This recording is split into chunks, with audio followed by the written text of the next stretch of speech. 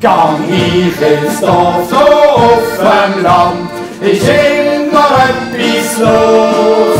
Da ist einander auch noch die Hand und grüß sich auf der Straße.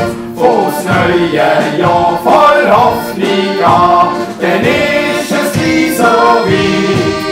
Wir freuen uns in unserem Dorf, ist endlich gut Zeit.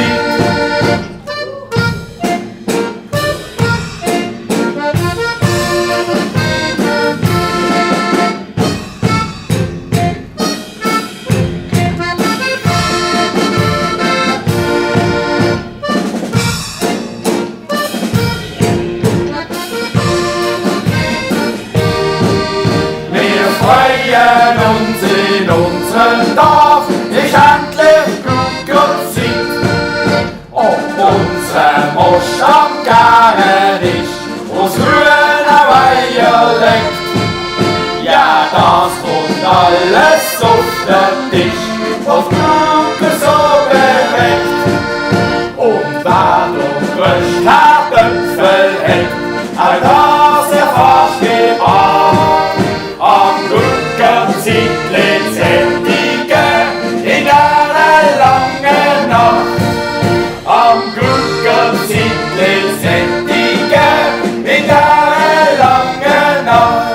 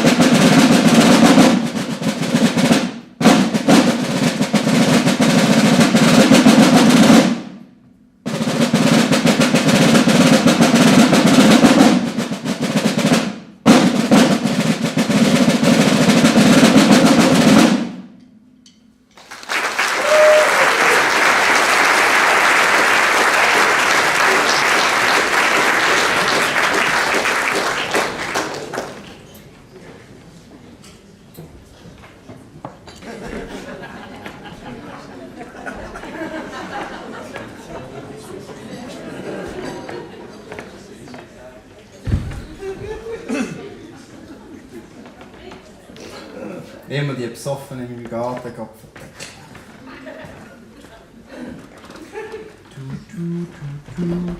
Wir gehen doch Bier machen.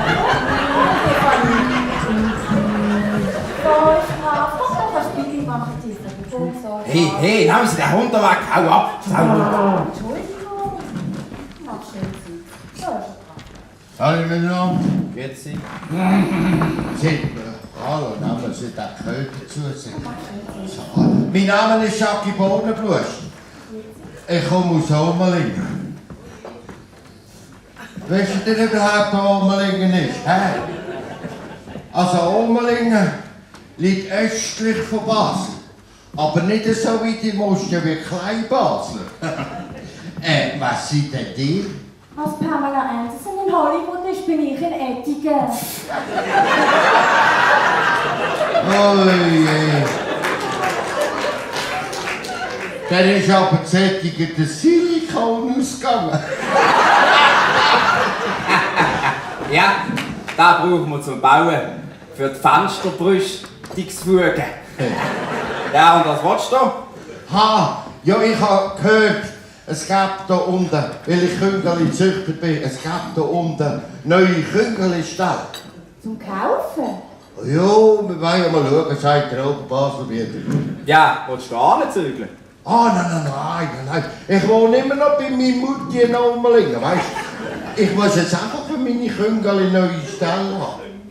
Ach, wir haben schon ganz neue Küngeli-Ställe. Aber zum Wohnen, da hinten zwischen dem Blauen und dem Leberweg.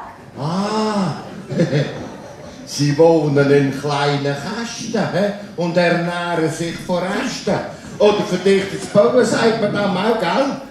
Ja, da kommt mir gerade ein Häsli-Witz in den Sinn. Das Häsli ist ins Bahnhof zu Biert und hat gefragt: «Hast du Orangensaft?» Er hat gesagt: «Ja, Hanni!» «Hast du auch Äpfelsaft?» «Ja, Hanni!» «Hast du auch Rüebli-Saft?» «Ja, Hanni!» «Dann hast du aber einen schönen Saftladen!» Ja, der macht jetzt auch dicht. Es ist zu eng geworden für ihn. Aber nicht für die wenigen Gäste, die noch drin waren. Ja, aber zurück zu den Küngel. Ja. Ja, für den brauchst du jetzt vom Tierschutz aus einen viel grösseren Stall. Ja, viel grösser, wie die da oben haben. Da geht es im Moller Pauli Junior schon viel besser. Der ist jetzt neuer Schlossherr von Ettigen, der hat das Schlössli gekauft. Ja, und das hat jeder im Kolb zugetraut.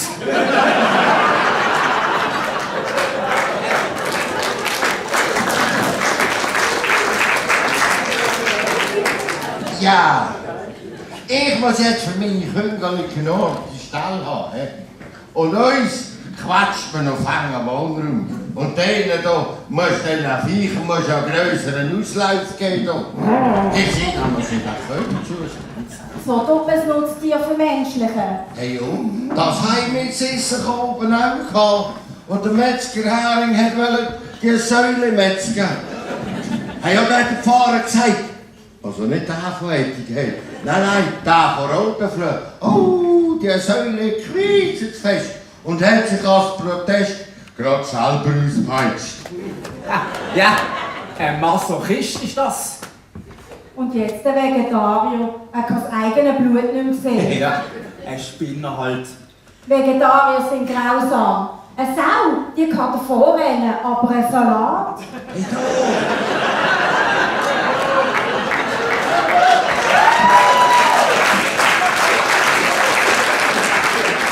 Nein, höchstens ein Fluchtsalat. Ja, so eine Veganer-Demonstration, das ist doch wie ein Gemüseauflauf. Ja genau, du hast recht. Hey, und dann ist noch so eine ultragrüne Fugifägi-Tante gekommen. Nein, und hat die Sau, ich meine die Schaumetzger, weil er gerichtlich verbieten. Aber keine Angst, es ist gar nicht so weit gekommen. Ja, die Säule sind gemetzget und die Würste gefressen worden. Ganz nach dem Motto. Säule, Säule, du kommst heute dran. Tralalala, tralalala. Säule, Säule, du kommst heute la la la la la la.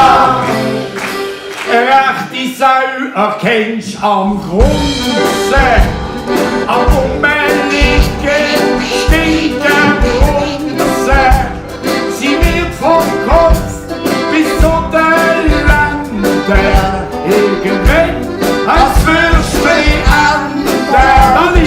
Säule, Säule, durch und schütteln dran. Tralalala, tralalala. Säule, Säule, durch und schütteln dran. Tralalala.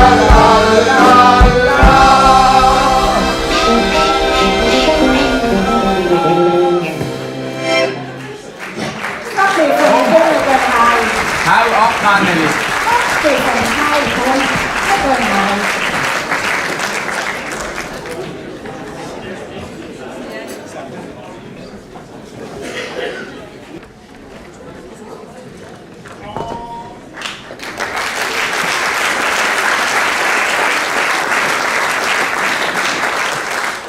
Sali miteinander.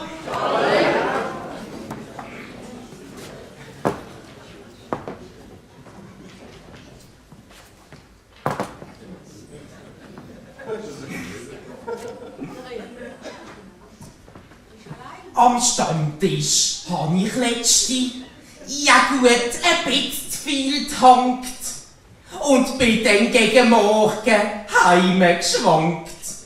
Dort wartet mein Drache mit dem Suppentopf und macht mir eine Bühle direkt auf meinen Kopf.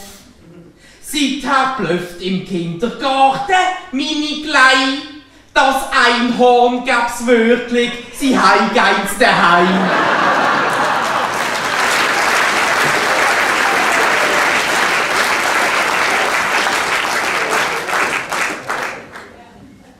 Der Polerhofer klopft ans Himmelstor.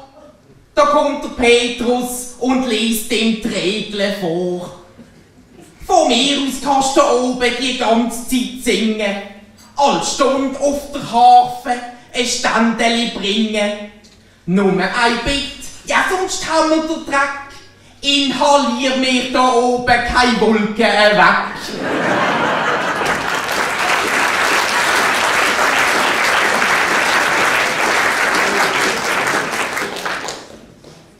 An der Australian Open hast du's wieder gesehen. Der Federer gewinnt einmal mehr. Trotz im Alter, und das macht ihn froh, kann fast keiner mehr den Roger schlagen. Ja halt, da wird's höchstens einen geben. Ihr kennt den alle, der Constantin.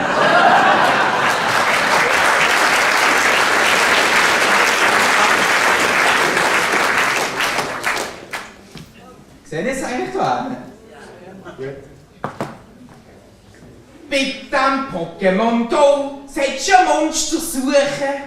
Ja, aber ich finde irgendwie keine und bin nur am Fluchen. Ich bin durch die ganze Stadt durchgerannt. Nur mein Handy da hat einfach kein Monster erkannt. Stunden später habe ich von denen aber Tausende getroffen. Ja, ich dobel bin bis auf die Erwin gelaufen.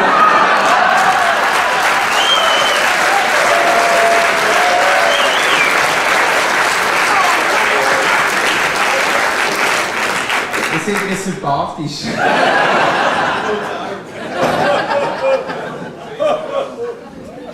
Wir bleiben im Handy. Da ist ein Klagebrief eingegangen an die Firma Apple. Und zwar von Donald Trump, dem Deppel. Er hat geschrieben, um die Toilette hab ich letzte ein Seppi gerissen. Und aus Versehen mein iPhone X in den Himmel geschmissen. Auf der Höhe vom Fodi hat sich das dann aufs Display gekehrt. Und weil's gemeint hat, es sei mein Gesicht dann von allein entsperrt.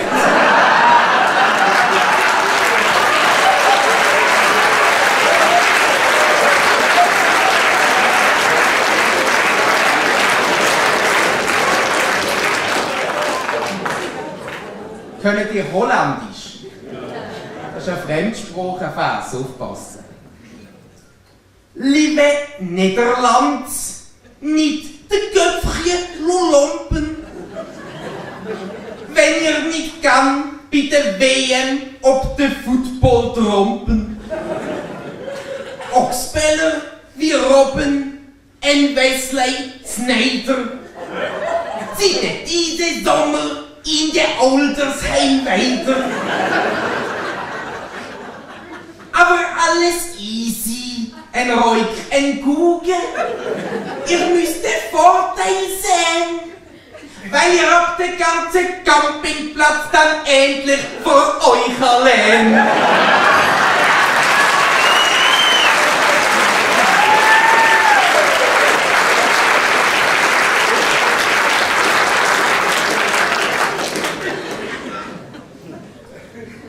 Im Grund genau denk ich, ja, es wär glatt. Fand das Schwingfest in dem Brattele statt. 3 Tage schwingen, Hosen lupfen, Glocken schwenken, Tabak schnupfen. Und neben der Musik vom Sepp Trütsch schwätzt man das Brattele dann wieder einmal Schweizerdeutsch.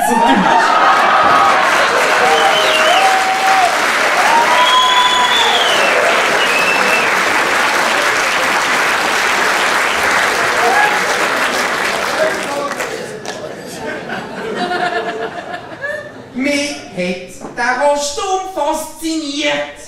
Darum bin ich auf den höchsten Stock spaziert. Kaum oben angekommen, hab ich's geschiss. Ja, mir ist schlecht und ich bin kreideweiss. Nein, nicht die Höhe macht mir Ranzen weh. Ich hab von da oben grad den Erwil gesehen.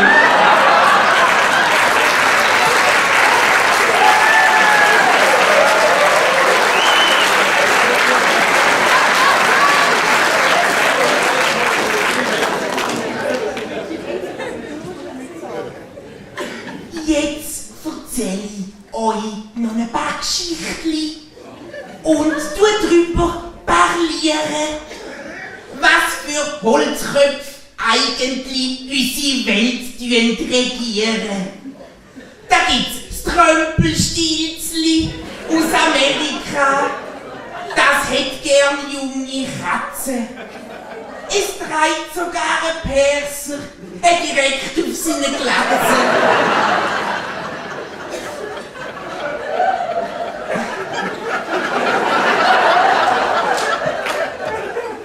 Kann ich weitermachen? In Moskau, da tut's Aschenputtin regieren. Da tut damit halbnackt auf die Krim galoppieren.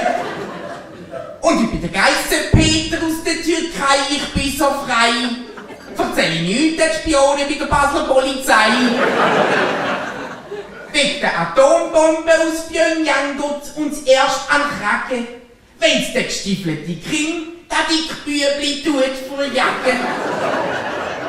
Und wenn das ganze Lugipack noch immer am Regieren ist, macht man Tischlein deck dich und setzt die Holzköpfe alle am Tisch.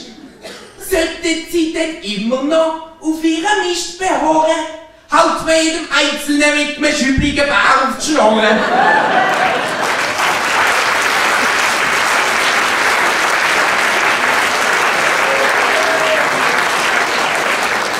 Ja, Heisle. Ob Afro-Schmutz oder Mohrenkopf, Coco Jumbo oder schwarzer Schopf. Ob extrem pigmentierte Zuckerschuh, eine Kalorienbombe aus dem afrikanischen Raum. Dann kannst du sagen, wie du willst, dann merkst du es gleich. Am Schluss wirst du immer der Neger sein. Ciao zusammen, schönen Abend noch.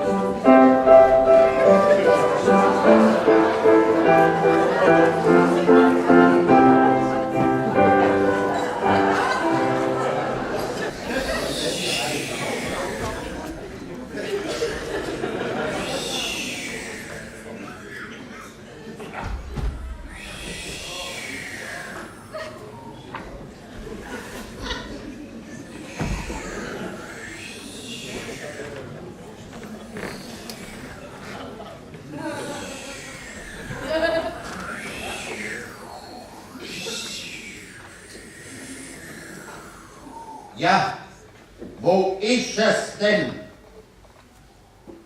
Jetzt muss doch das Indien einmal kommen. Jetzt segle ich schon seit 3 Wochen gegen Westen.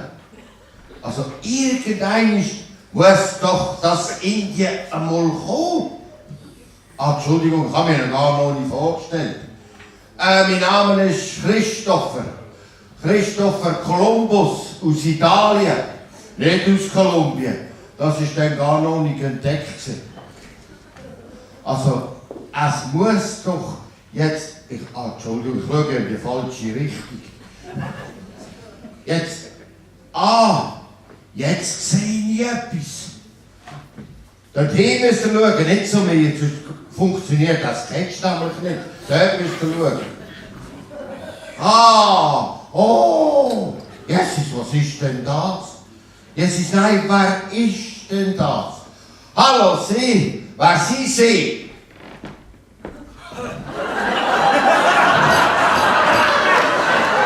My name is Donald Trump.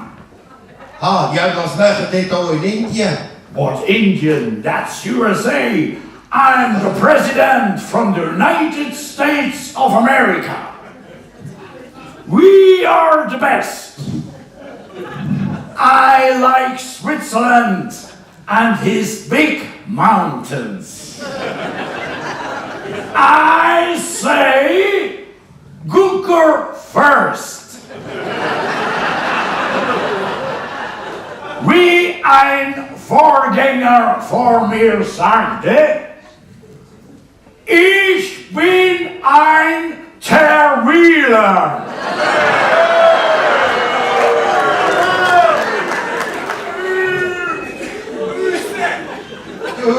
Ja, ich glaube, der ist nicht ganz gut. Hey, also wenn ich den so sehe und höre, wäre es glaube ich gescheiter gewesen. Ich hätte das Amerika nie entdeckt.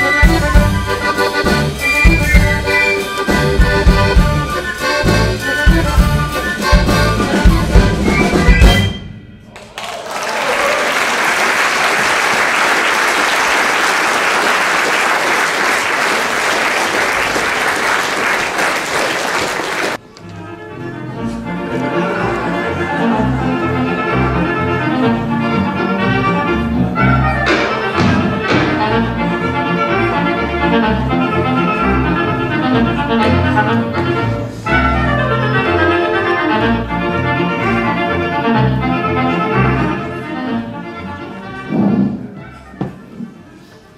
miteinander. Wir befinden uns heute im wunderschönen Ettigen im Kanton Basel-Land. Dort in dem schönen Guckerdörfli befinden sich auch unsere heutigen zwei Beizen, die sich für Mini-Bikes, Tini-Bikes duellieren. Das Restaurant Altane und das Bahnhöfli. Vierwärtige Beizen, wie können es auch anders sein, von Urettigo. Vermutlich werdet ihr es aber anhand des Dialekts selber herausfinden. Wir starten mit dem Restaurant Altane. Das ist nämlich im Sigi seine Lieblingsbeiz. Er besucht die Beiz schon seit Jahren und ist dort ganz einfach daheim.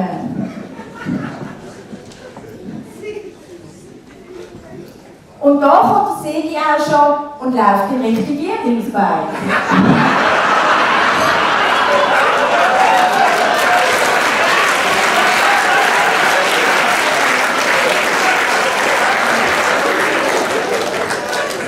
Hallo zusammen, ich bin der Sigi. Und hier, Restaurant Altane, laufen wir jetzt an. Dort bin ich nämlich daheim. Der Sigi heisst im echten Leben Rolf Brotmann. Brotmann, wie könnte es auch anders sein? Ist etwa zwischen 30 und 70. Der Sigi hat sein Hobby zum Beruf gemacht und ist Anwalt im Schulhaus zu Ettigen. Dort, wo er seit vielen, vielen Jahren mit viel Freude diesen Golfen nachrennt. Wahnsinn! Nebst Anwalt ist eines von seinen grössten Hobbys noch der Fußball. Da kann er nämlich rumkoldern. Ja, Sali Yoshi, wie hat's dich? Wie einer ist apparat, oder müssen wir wieder stürmen? Sali, alles gut. Deine eine Rotte ist wie immer an die Platz, wo du immer sitzt. Das ist super. Denn wir wissen, der Yoshi, das ist ein guter Typ. Der lernt schnell und das schätze ich. Es gibt nichts verreckt, als wenn ich die Sachen 100 Mal sage, als oder so versenkt. Jetzt laufen wir mal an meinen Stammplatz hier. Könnt ihr gerade schauen? Die Abtritte sind drauf, wenn ich meine Bodybacken draufsetzen kann. Herrlich! Joshi, wie bist denn du eigentlich dazu gekommen, die Beiz zu übernehmen? Hat das eine Geschichte? Ja, sicher hat eine Geschichte. Bin ich einmal hier ins Ettigen oben durchgefahren, in meine 3 BMW, ein bisschen tiefer als normal, und habe ich gesehen, diese Beiz ist zum Kaufen. Habe ich kaufen und mache eine Pizzeria. Hey jo, als Turk, Pizza, ist normal, oder? Ja. Und Geschäft laufen und laufen. Aber auch wegen dem gibt es in Ettigen so viele Leute, die gerne trinken, gell? Und Segi, wie hast denn du den Joshi kennengelernt? Wie kommst du jetzt heute drauf, dass ich den kenne? Ich kenne den eigentlich gar nicht. Ich bin früher schon immer angekommen, was Ettigenstündchen geheißen hat, habe ich einen roten gesoffen. Dann ist der alte Besitz weg. Der war da. Für mich hat sich nichts geändert, ich suche immer noch einen roten. Nicht viel. Stimmt das, Joshi? Ja, ich glaube schon. Ich kenne diesen Kollegen eigentlich gar nicht. Ich glaube, dass der ist schon da sitzt, bevor sie dieses Haus haben gebaut.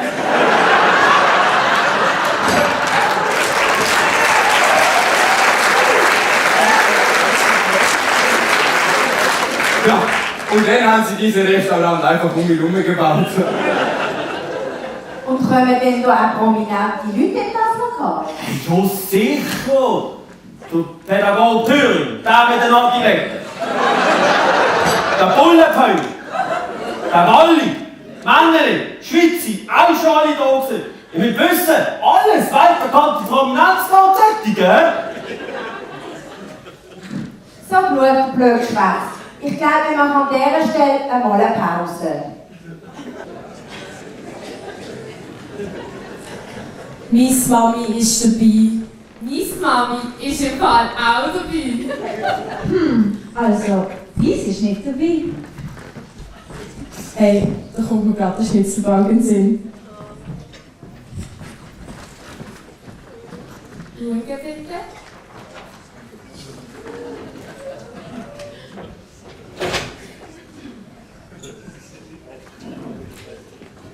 Ein 2.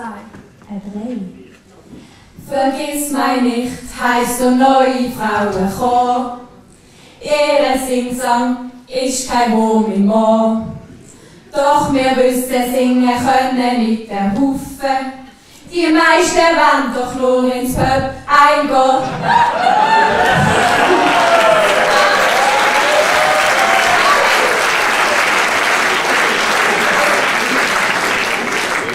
Der Zimmi, der Präsidentin ihrer Mann, sagt: Bei uns kannst du im Fall noch Gehörschutz haben.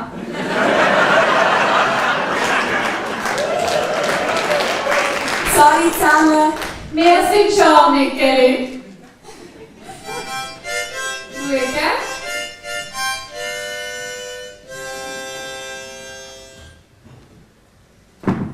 Ein 2.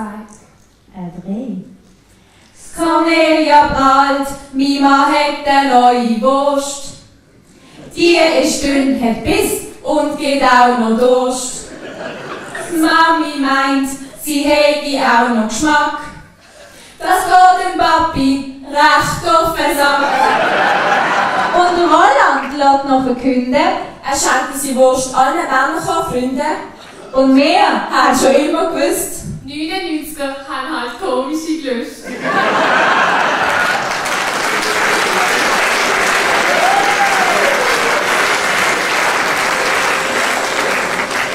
Schauen.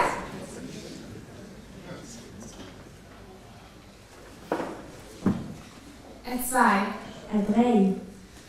An den Sitzungen beim neuen Komitee trinken sie statt Güppli nur noch Hopfentee.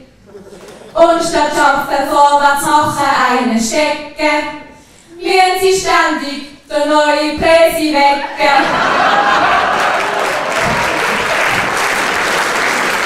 Zum Glück sind wir jetzt älter, liebe Bixen. Und die habt ihr schon lange im Fixen.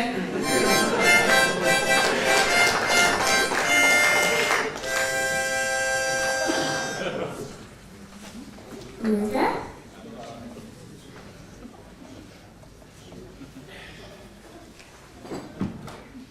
Ein 2. Ein 3. Am Morgen sagt der Jörg zum Margot beim Griessen: Komm, wir gehen in Dockesmatt Handwerk biessen. Der Däler ganz verzückt, es tut mir halt rentieren. Im Akkord für den Schweiz kassieren. Mit der Däler schafft es auch schon. Käseli, Hat der neue Schutiplatz denn auch keinen? Räseli.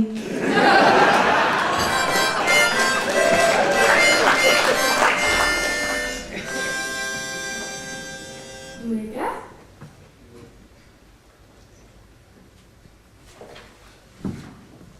Ein 2. Ein 3. An der WM sind nettige Beizen geschossen. Wo ist zu? Die Italos haben kein Girl geschossen. Die Altane ist dunkel, die Türken sind auch draussen. Und das Bahnhöfli kaufen nicht mal draussen. Ohne Fernsehen hat der Rebstock auch vermasselt. Und im Pub hast du eine Patte, die ständig quasselt.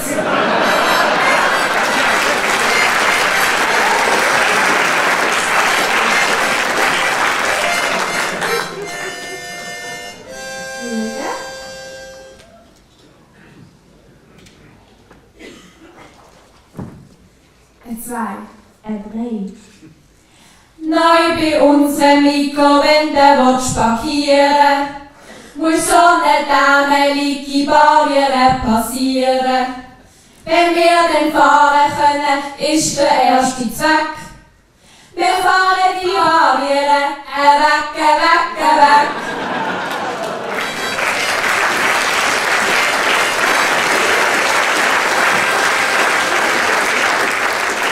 Zusammen, schönen Abend noch.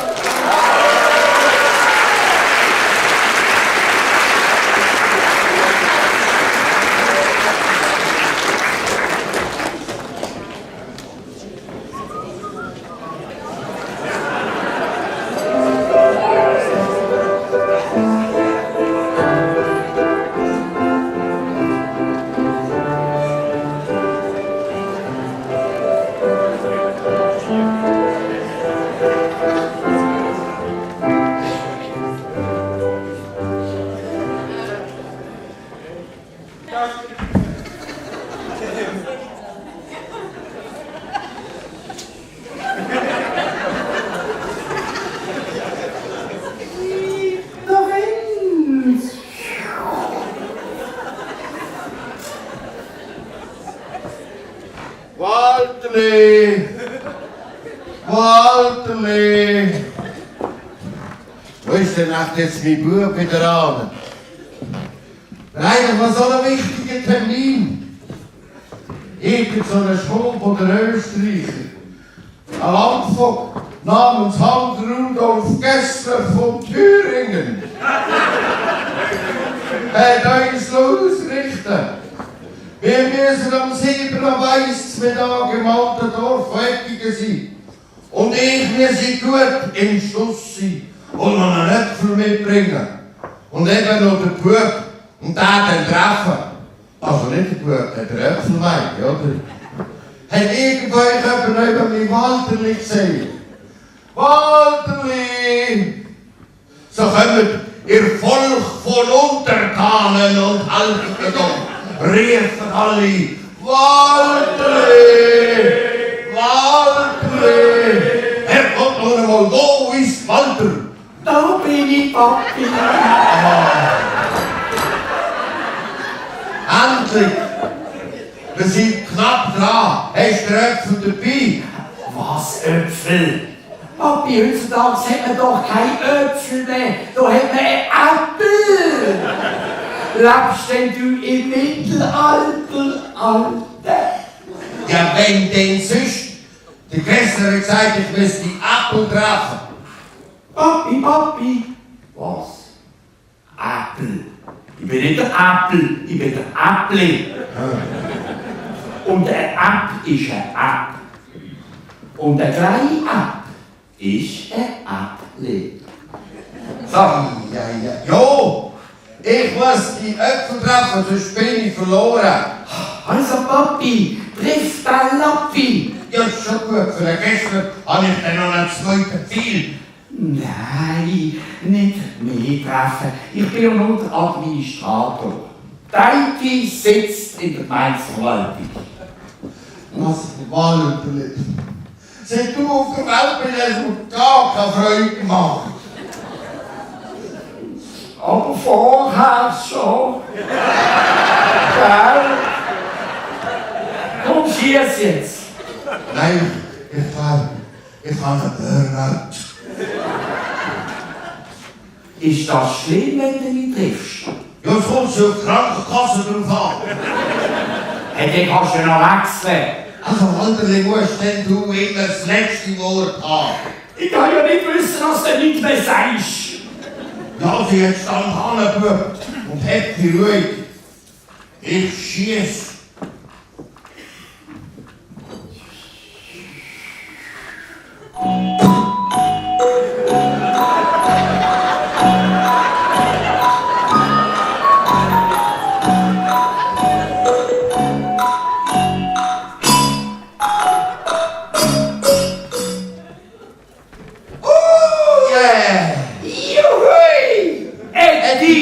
Ist gerettet!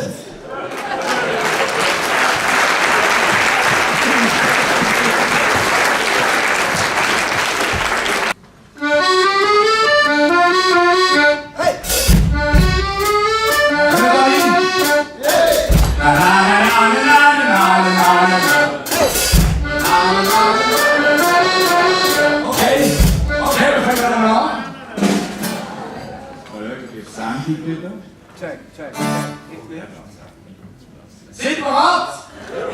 Okay. 1, 2, 3, 4, 1.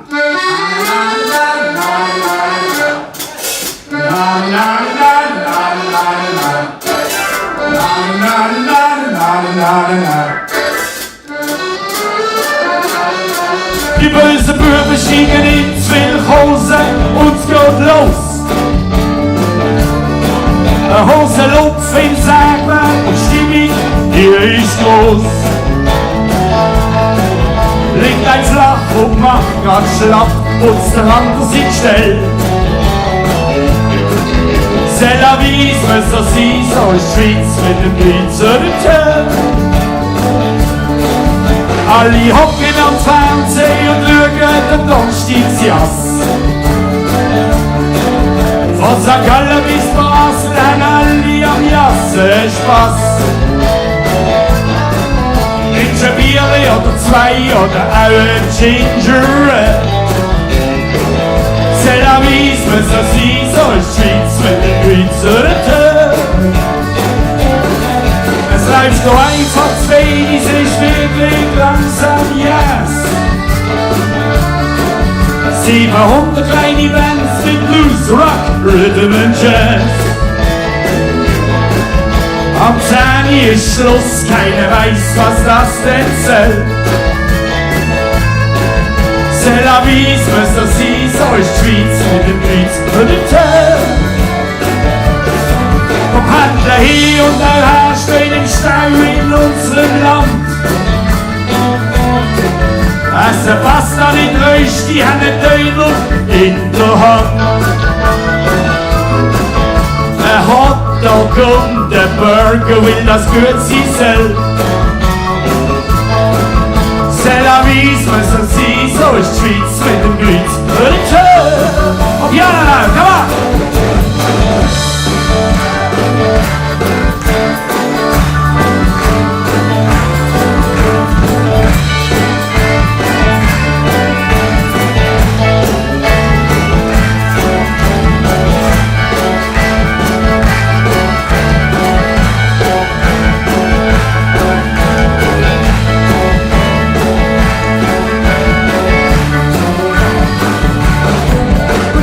Flüssig, 30, 40 Jahre und sind nie krank.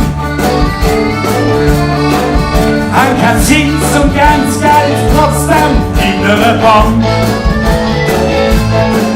Sparen nur fürs Altersheim, wenn ich das so erzähl. Wie soll das sein, so ist die Schweiz mit dem Grüß und dem Tönen.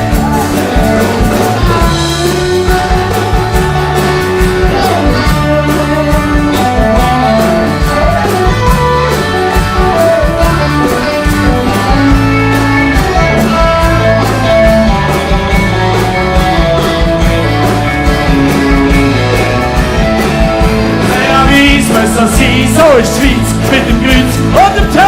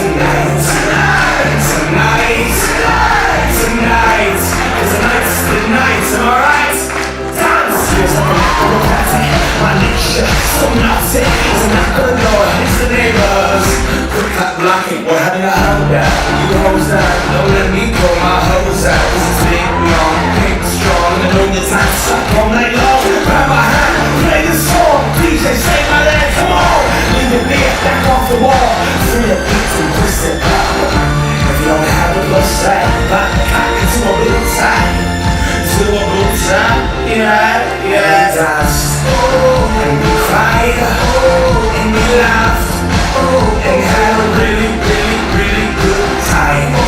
Take my hand, let's go last. Remember this moment for the rest of our lives. I'm not going to stand on the wall. I will dance, I will dance, I will break that ass off. And I see you in the corner looking so small. You in the road, I bet you like that tonight. At least going hard. I will not. You sit down if you watches me. I will live. Liberate the thoughts in me. I will be the disco ball freak and give my all to another girl's booty. I'm freaking on, I'm not skeeting, no, it's just freaking out. Alright, so I see to I will not be a mannequin, no. The ego vanishes. The roof's on fire. Let's burn down the Vatican.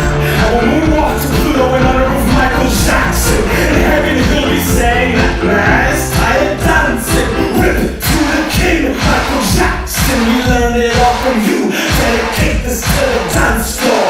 Party up the sorrow till tomorrow morning happens. We pledge allegiance to the DJ. Push your hands up.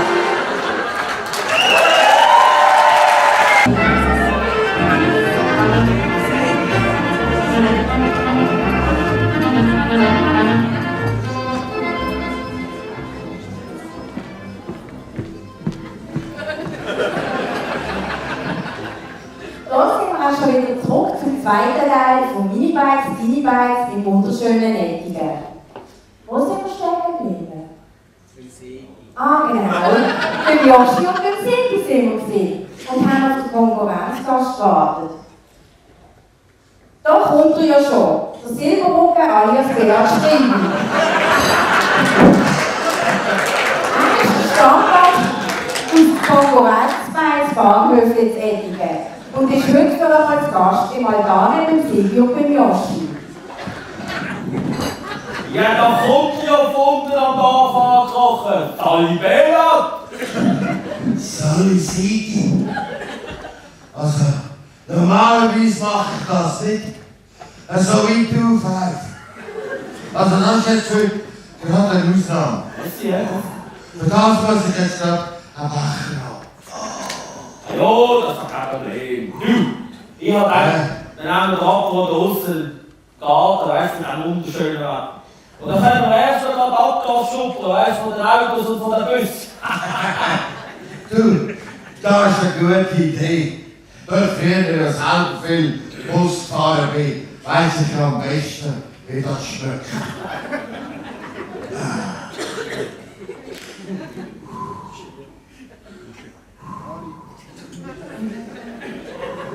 Für den Abbau in seiner Stammbeiz haben sich der Silvi und der Joshi logischerweise nicht lumpen. Und servieren im idyllischen Gartenbeize einen Becher für 4 Franken 20. Hier in diesem Preis ist der Abgastest vom Bus auf Hofstede schon inbegriffen.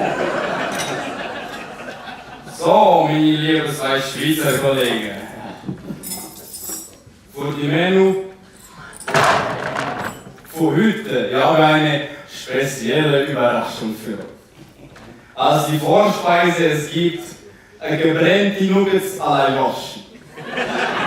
Serviere dazu ein bisschen Löschung für die Führerettingen, von dort, wo ich mal einschlafen in Minibikes. Beide Sachen ich habe noch Info bei Gefrieren. Für den Hauptgang denn, es gibt eine türkische Pizza Turk mit viel Schaf, Knoblauch, Zwiebeln und Lammfleisch, zubereitet auf eine alte Rezept. Das alles ist serviert mit einer Wie von Wiebuhr von einem Dorf. Hey, von wann?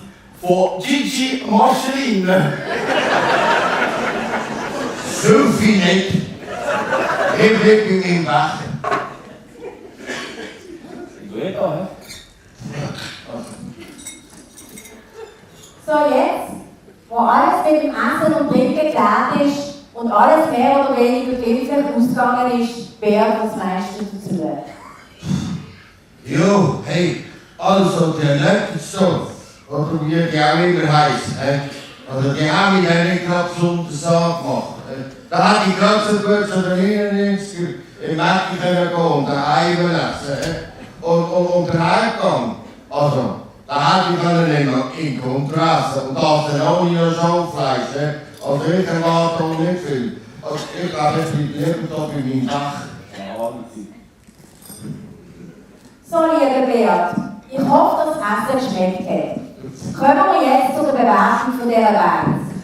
Beat, es soll das Ambiente, der Service und das Essen bewertet werden. Was meinst du dazu? Ja, das Essen habe ich nicht. Und das Ambiente, ja, das kenne ich schon. Auch an der Phase auch immer da drin.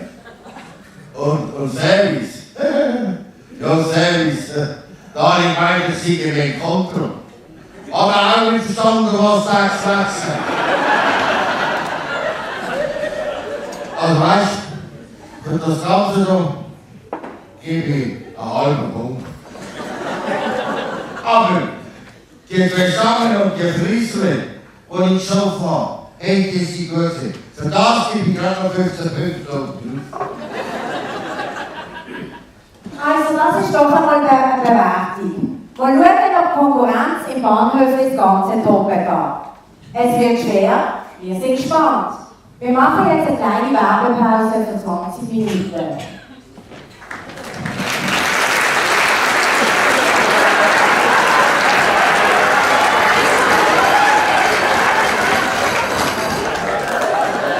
Grüezi, mein Name ist Fischer, Fischer Beckwarenfabrik und Lagerschein am Schönsee. Wir produzieren alles, was in das Schlafzimmer so braucht. Schöne Rüssi und Deckbett aus Daunen. Vorläufige und Doppeltiere. Hier in unserer Ausstellung können Sie schauen, was wir alles so verhält für einen gesunden und tiefen Schlaf. Und hier in unserer Produktion können Sie schauen, wie man aus lebenden Tieren tote Tiere macht. Suchen Sie uns doch einmal am schönen Zürichsee. Wir freuen uns. Machen Sie mit uns einen flauschigen Anteil.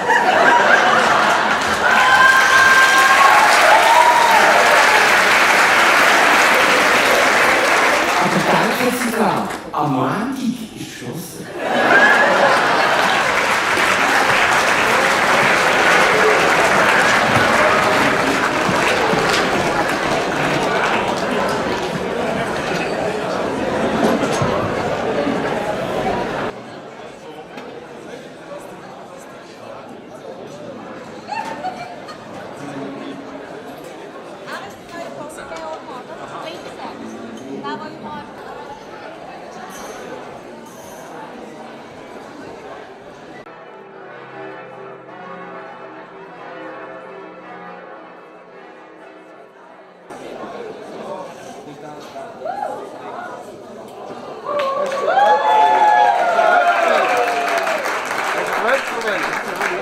Hallo, wir sind der Jahrgang.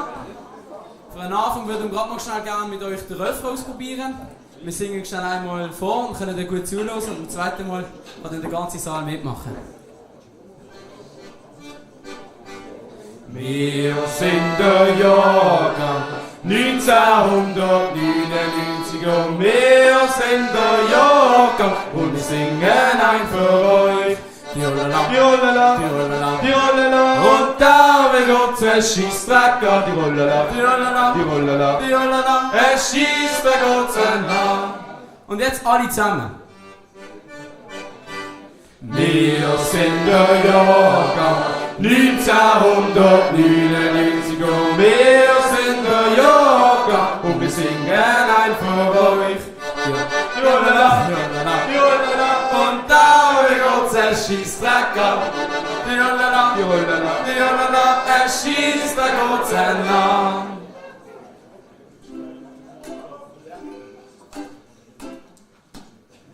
Schönen Abend, grüezi alle zusammen. Wir dienen Hütten unsere Schnitzelbank aufzwängen. Falls sie schlecht sind, bitte sind doch nicht verwundert. Wir können nichts dafür, denn wir sind nicht ganz rund.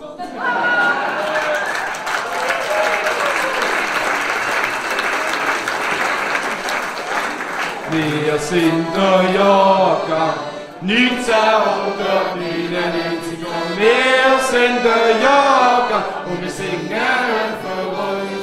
Die Rollala, die Rollala und da wird unser Schießtag ab. Die Rollala, die Rollala, die Rollala, die Rollala, schießt der Gott an.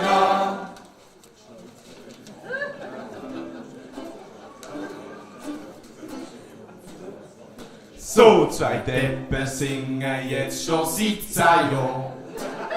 Mit ihren Schnäuz und ihren Fokuhila-Haar.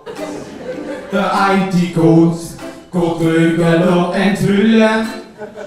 Und der andere tut gechillt ein Jointli drüllen.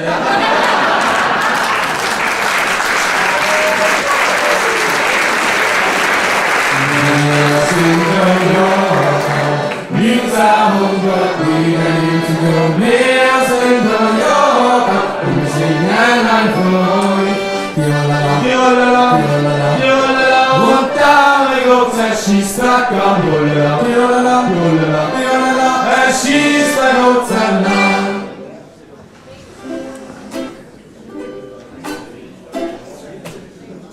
Autopizza, unser Fasnachtspräsident. Ich steh's dabei, wollen wie ein bisschen präsent. Mit ihm ist alles unter Dach und Fach. Und wir hoffen, bis zur Fasnacht bleibt er wach.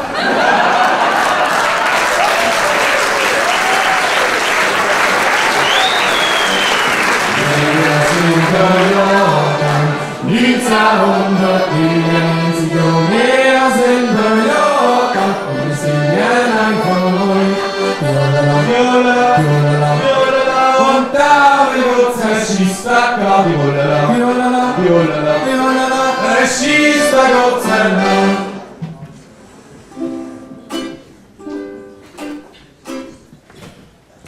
Unser Bundesrat ist alt und infantil. Angela Merkel ist psychisch recht labil. Der Donald Trump fliegt überall mit seinem Flogi. Und der Erdogan fickt Geister direkt ins Body.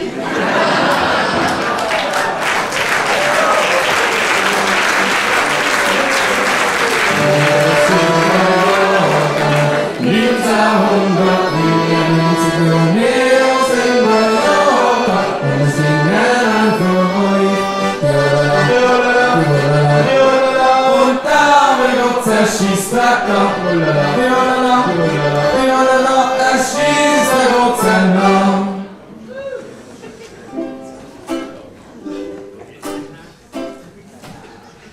In Kuba haben sie ein Problem mit so einem Schnack. Ja, der Schnack frisst ihnen alles weg. Wir gehen das Bier in Oberwil importieren. Denn die Schnacken dienen uns zu reduzieren.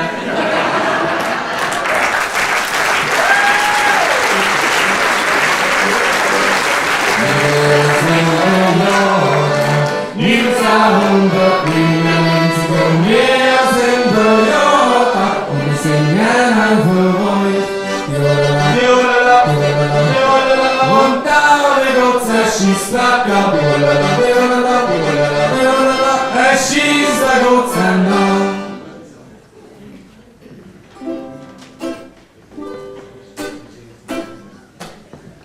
Mr. Trump, welcome here in Switzerland. We have some lakes, but beaches without sand.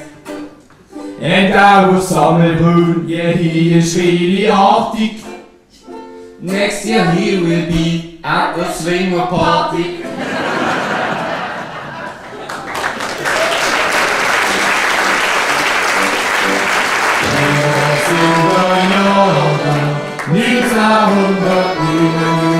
Wir sind der Jahrgang und wir singen ein für euch. Die Rollala, die Rollala, die Rollala, die Rollala und da wird unser Schießtag ab. Die Rollala, die Rollala, die Rollala, die Rollala, schießt der Gott sein Name.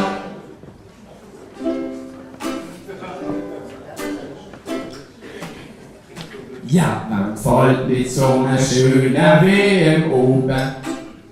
Wir spielen die Schweizer gegen die verschissenen Schwaben. Ich krieg Hunger und lüg am Joschi an. Ja, doch dort geht Gott vertelle keine dran. Unsere Bahnhöfe, das ist Schreiben lang schon zu. Und der Markt will mit dem Krach noch seine Ruhe. Auch beim Romy kommst du leider nicht sehr weit. Bei dieser WM hat nur der Italiener Zeit.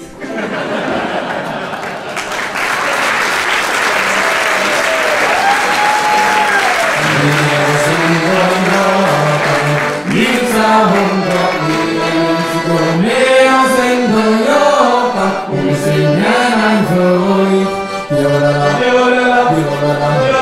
Und da will Gott schießt lecker. Er schießt bei Gott an. Danke vielmals.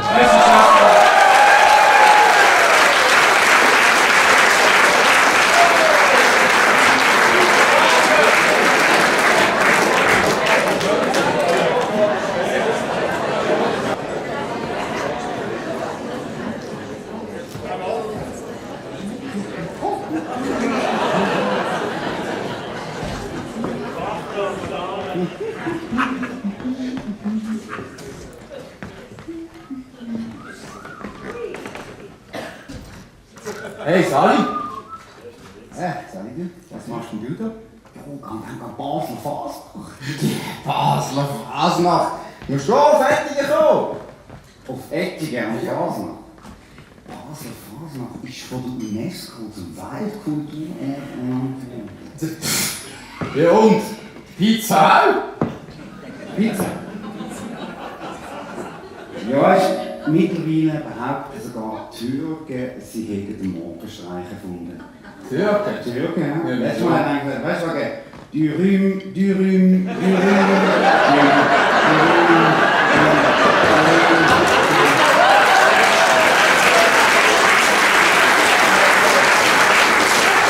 Das war ein Sendenklopfer. Ja, willst du mal schauen, los ist weg, ne? Mit dem Ding bist du weg? Ja, absolut. Ja, komm, fang mal. Sollen wir mal schauen? Oh, das ist schon lange putzen. Kannst du es noch? Ja, ich weiss, ja, du machst es nur 3 Tage im Jahr. Und reinstechen. Lucio Marvelo. Ja, was ist los? Also, schau, ob das noch geht.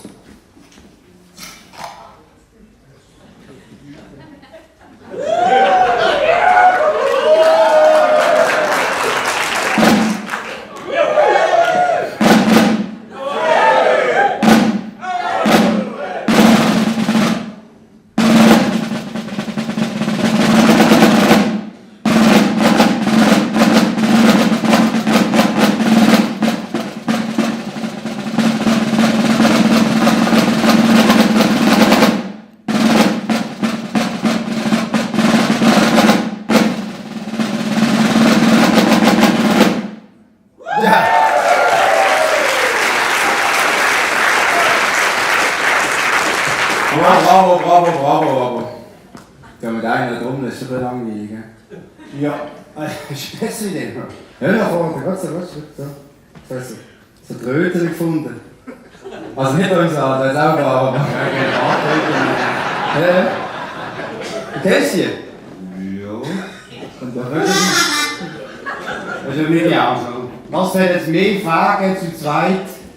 Also, sind zu zweit. Ja. Ja, kann ich alle mitmachen. Also nicht sagen Tröden. Ja. Nein, jetzt soll doch jeder mal unter den Tisch langen. Nicht zu weit, ne? Ja, nicht so weit, dass nicht hier drücken. Ja. Ja. Ah, oh, welch Wunder. Ja. Genau, und jetzt machen wir mal einen Funktionstest. Ja, das hat nicht alle eins. Du musst schon Tröden von dem nehmen dran. Jawohl. Aha. Also, Funktionstest. Jetzt nehmen wir das Ding alle mal ins Maul. Ins Größte noch. Ins Große noch. Und dann nehmen wir alle mal bloße. Da was hier gar nicht. Hier mit Tönen. Sehr schön. Gut.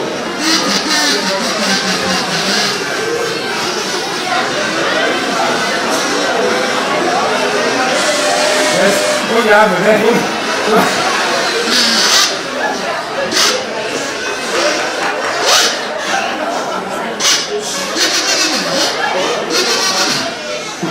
das ist einfach so eine Dinge. Einmal, Also. komm so, jetzt machen wir da Hälfte und eine gehören zu mir. Das ist easy. Das ist das easy. Absolut. Oder Daniel, ist weniger. Das machen wir jetzt. Warte mir doch ein bisschen weniger. Also. Also, lass mich zeigen, was es geht.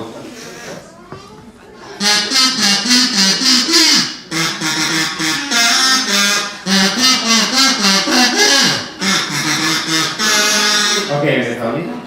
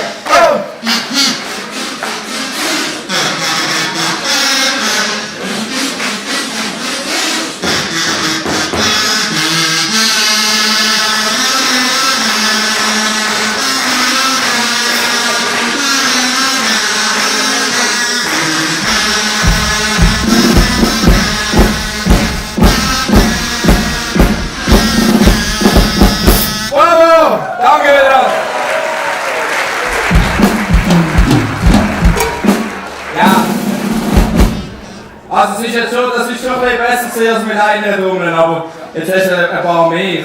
Kannst du noch mehr? Ja, weißt du, es ist viel mehr Trommeln da, weißt du, so eine Trommel, zwei Trommeln, drei Trommeln, vier Trommeln.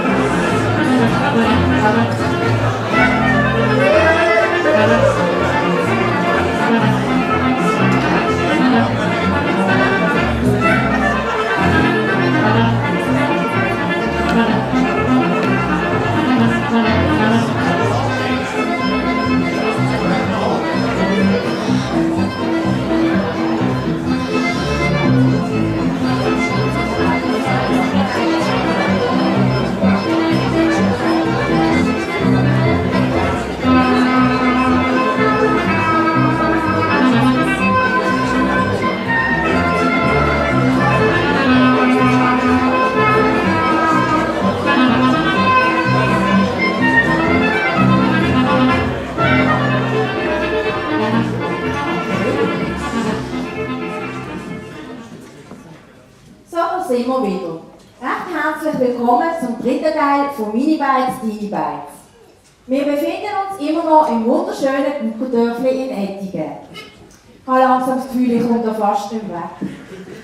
Jetzt, wo wir im Sigi seine Stammbeins-Restaurant Altane vorgestellt haben, machen wir einen Halt im Restaurant Bahnhöfli. Dort, wo der Beat praktisch daheim ist. Und dort sehen wir den Beat in Anmarsch Richtung Bahnhöfli. Er schnauft ein bisschen fest, aber ich glaube, er schafft es. Salut miteinander! Hey, salut Männerli! Die kennen mich noch. Ja, ich bin hier letztens in der Aldana essen. Hey, aber ich kann euch sagen, also das habt ihr gerade gar nicht gesehen.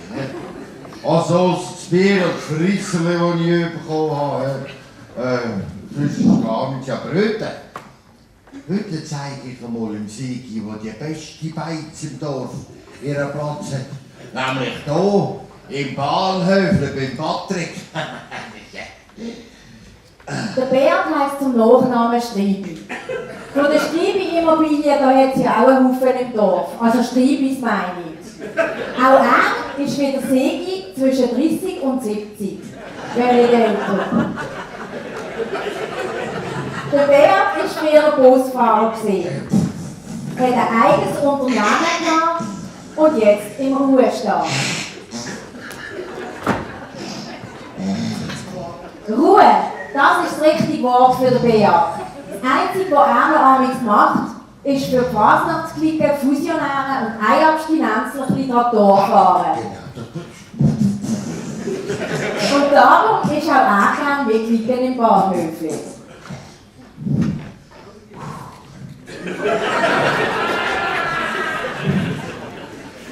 Salut Patrick!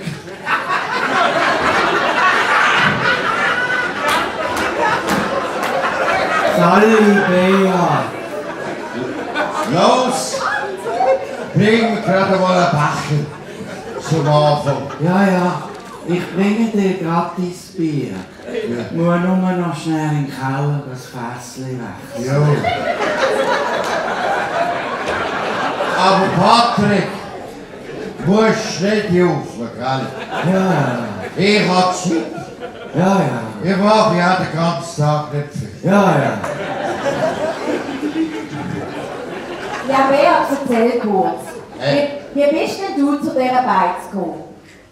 Jo, ich fahre einmal für einen Klicker hier im Dorf Traktor und die hocken ja auch Tag und Nacht drin.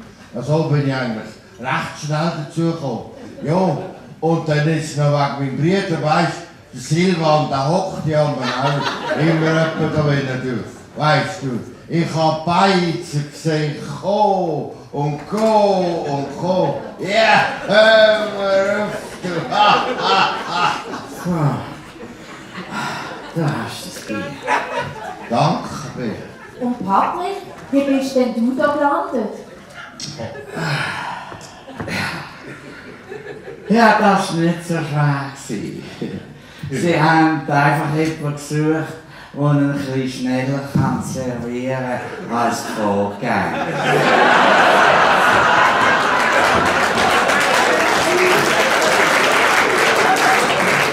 Zurücklegen. Ja, und wo ein bisschen mehr als nur warm Wasser kann kochen. Ja, und dann bin ich da gelandet. Da bin ich. Das ist aber Kopfdeckel auch keine Schwierigkeit, so schnell servieren als Rüttel. Das hat sogar noch der Karte in der Halle geschafft.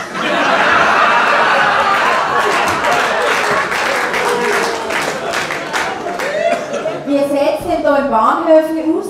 Kommen da auch prominente Leute an? Natürlich kommen da Prominente an.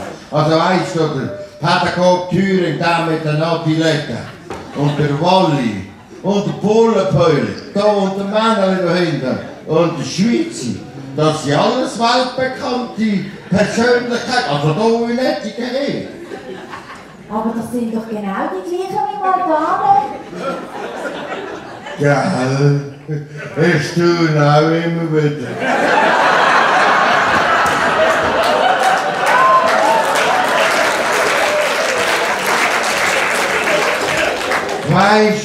Manchmal habe ich das Gefühl, die Welt ist ein Dorf. Schon verrückt. Hä? Oh ja. Wir gehen wieder zurück ins Studio für eine Pause. Ich brauche, glaube ich, einen Becher, sonst halte ich das nicht aus.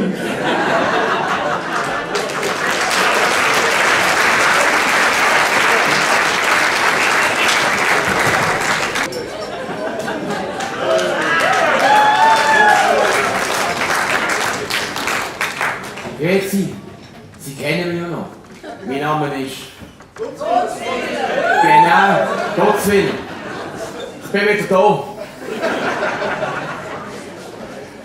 Ja, ich habe mich ja im Alters- und Pflegeheim Blömerei angemeldet. Sie, ich warte heute noch auf Bescheid. Ich habe mal die Preisliste angeschaut. Ja, da kann ich ja gerade so gut auf Mallorca gehen. Da kann ich wenigstens so ein Bett im Kornfeld leisten. Die Gemeindeversammlung haben sie abgesagt. Es hätte am Schluss gefehlt. Dabei hat die Präsidentin keine Zeit gehabt, weil sie an diesem Film über Ethiker mitgemacht hätte. Es könnte auch sein, dass sie Angst hatten, ich wurde wieder das Wort ergriffen. Ja, ich hatte schon ein paar Themen gehabt, die man endlich besprechen. Wenn ich in diesem Landfest in Darwin war, sind sie auch gewesen. Da ist doch so ein Politwichtbolz mit einem Wägeli und der Gemeindepräsident von Darwin dort am Wolf im Schafspelz vorgefahren. Es hat ausgesehen, als wäre der Papst mit seinem Papamobil unterwegs.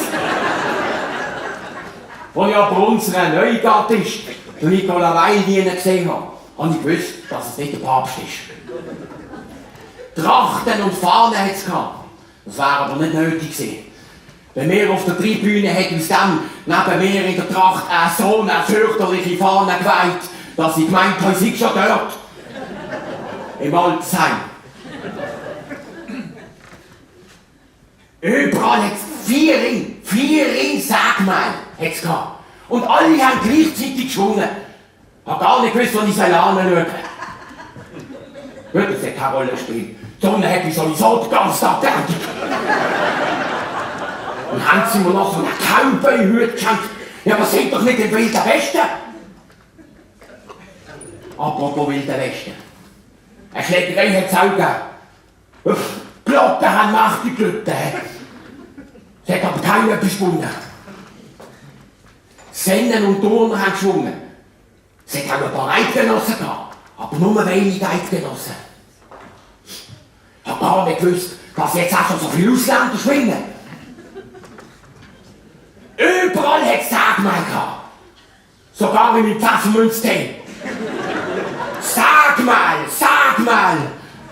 Hast du gemeint, sie steckten auf der Hauptstraße nach Müllunfall? Und das Saulärm ist, das kann ich euch sagen. Jedes Mal, wenn der Speaker etwas gesagt hat, ist das Kälbergramm nicht durchgefahren. 4 Jahre. 4 ganze Jahre haben sie gebraucht, dass ich von der Sonne geblendet werde. Gut, sind dort sowieso noch da gesessen. Wir haben halt jetzt die Sonne im Herzen. Das haben die Brüder von Ettigen. Haben sie Wochen vorher in den Himmel geklüpft. Am Fest selber hätten den kleinen anderen geklüpft und er ist ein Sägmeil gelegen und hat auf dem Rücken gezappelt wie ein Eichkäfer.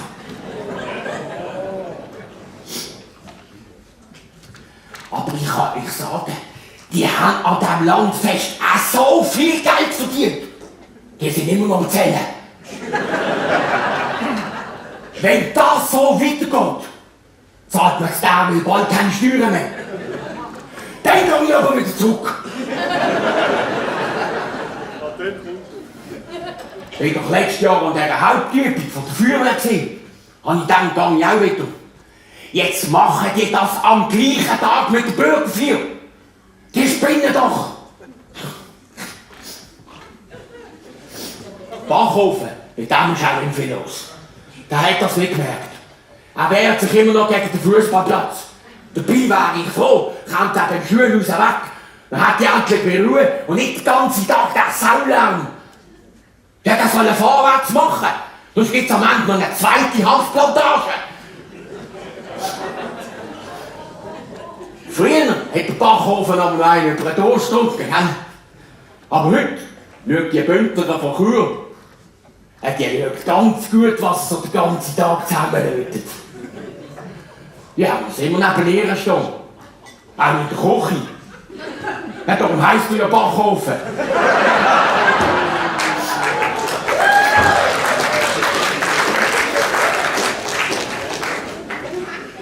Ich frage mich heute noch, wenn er bei der hätte können, Kalanda.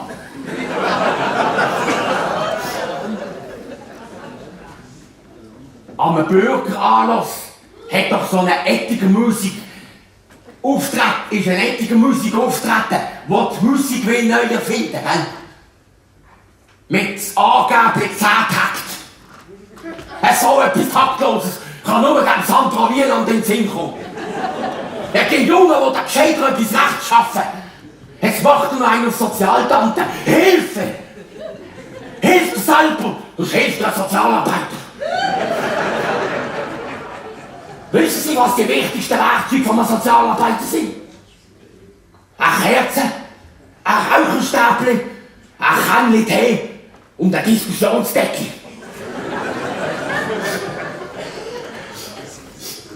Ja, der Wieland hat gefragt, hat darum ein Problem.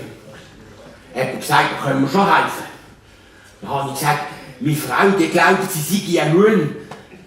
Er hat gemeint, ich soll sie mal vorbeibringen. Vielleicht kann er ihr helfen. Dann habe ich gesagt, das geht doch nicht! Wir brauchen einen! Ja, die von Mikro sind ja versucht.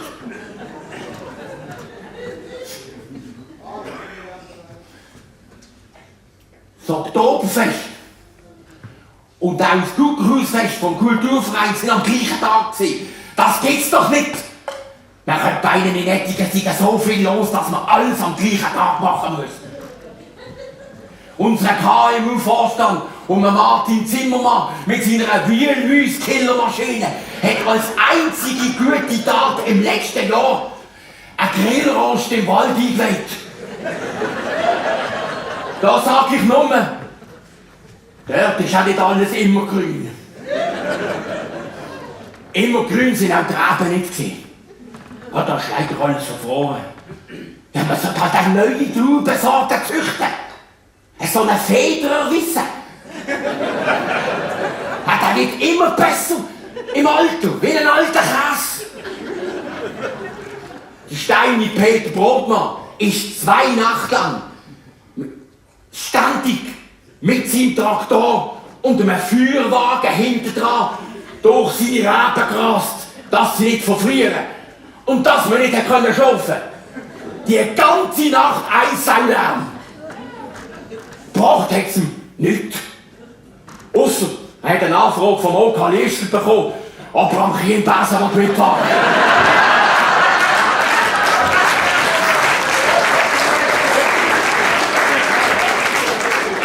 Da lese ich lieber Zeitung.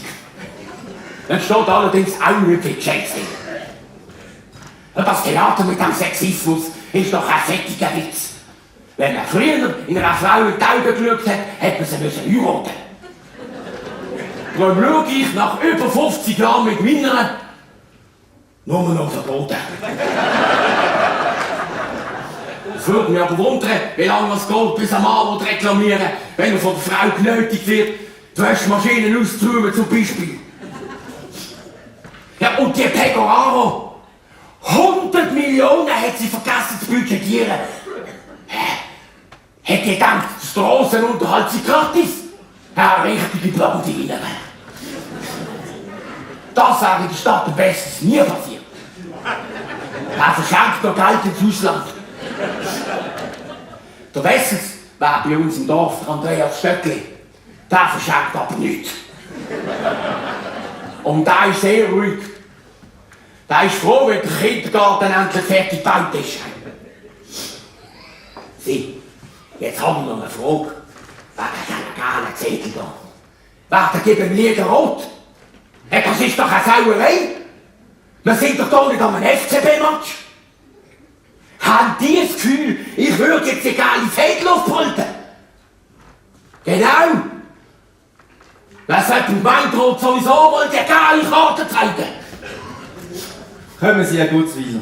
Wir gehen wieder zurück ins Zimmer. An allein laufen. Wo gehen wir an? Gibt's schon wieder zu essen?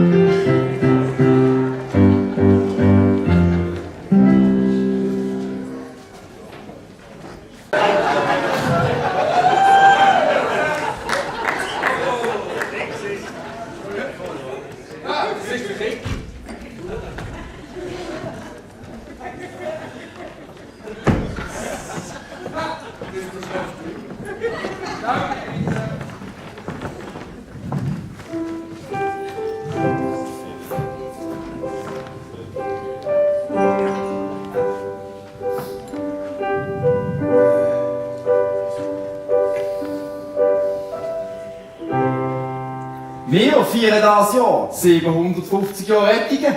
Das ist eine lange Zeit. Ja, zum Wohl. Gesundheit. Und dazwischen liegt der Tell und der Kolumbus. Und Thüring, Brotmanns, Schaub und Stöcklins, die gehen bis heute der Zepter noch nicht zur Hand aus. Im Gegenteil, jetzt haben sie noch einen Frauenchor gegründet. Ah, ja, wann hat das eigentlich angefangen? Ja, erst gerade vor kurzem. Aber sie haben schon Angst, man redet nicht mehr lang von ihnen. Wieso? Sie heissen «Vergiss mich nicht». Nein, Moment. Ich meine nicht das. Ich meine, wann hat das angefangen mit den 750 Jahren? Ah, etwa vor 750 Jahren. Ja, und das Mittelalter hat eben angefangen. Das Mittelalter hat angefangen im 9. Jahrhundert, wo das Römische Reich untergegangen ist. Und hat aufgehört, wo der Zöllig als Gemeindepräsident zurückgetreten ist. Sie haben sogar einen Film gedreht in einer Höhle. Ja, du willst mir aber nicht eben sagen, dass man im Mittelalter noch in Höhlen gelebt hat. Ja, das Ettige schon. Im Dorf wohnen immer noch ein paar in Höhlen. Ja, genau.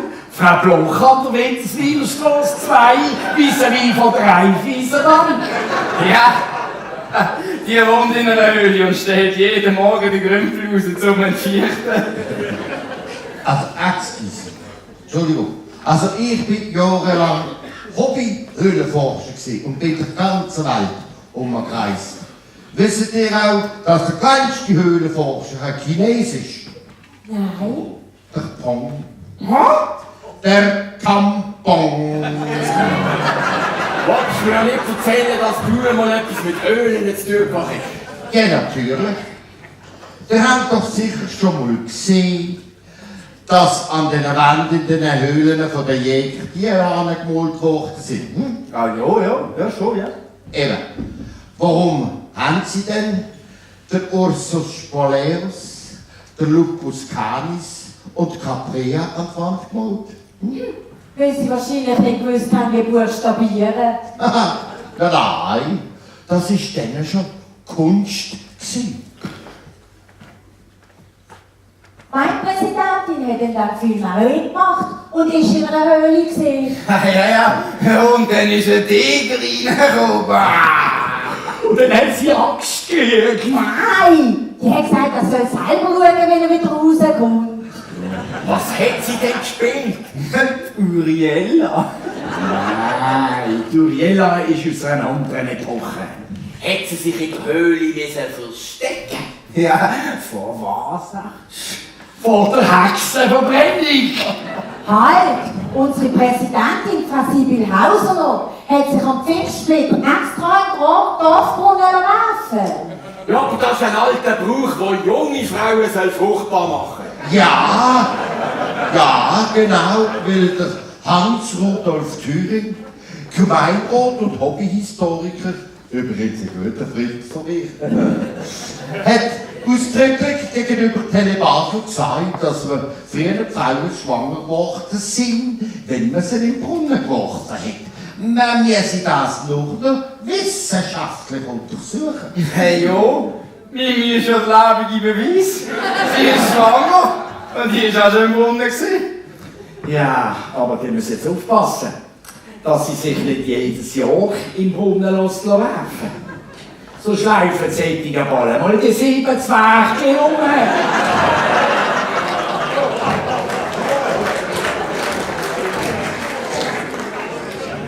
Aber warum hat sich denn unsere Präsidentin Sibyl noch reinwerfen? Die wird doch sicher nicht schwanger. Na, wahrscheinlich hat sie gemeint, in diesem Brunnen heisst es Anti-Aging-Mittel. Ja, aber sie hätte sich ja schon genug in der Politik können entfalten. Das nützt nicht immer. Nein, schaut doch einmal zu, sagt Leute, die Oberholzer haben. Wie hat Achtstier ausgesehen, wenn sie vor 750 Jahren gelebt hat? Ja, das nimmt mich auch runter. Und da kommt sie.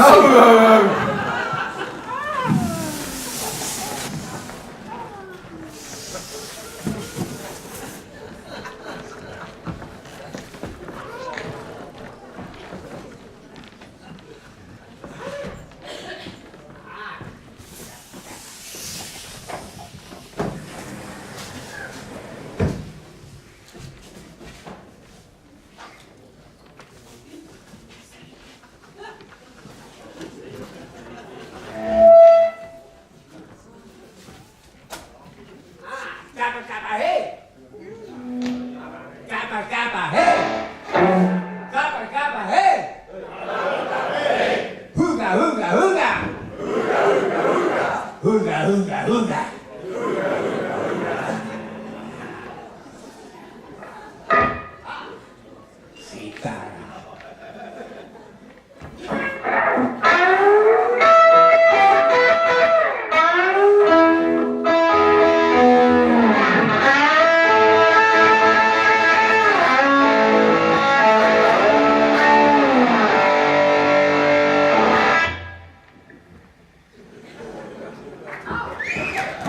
Again. That's right.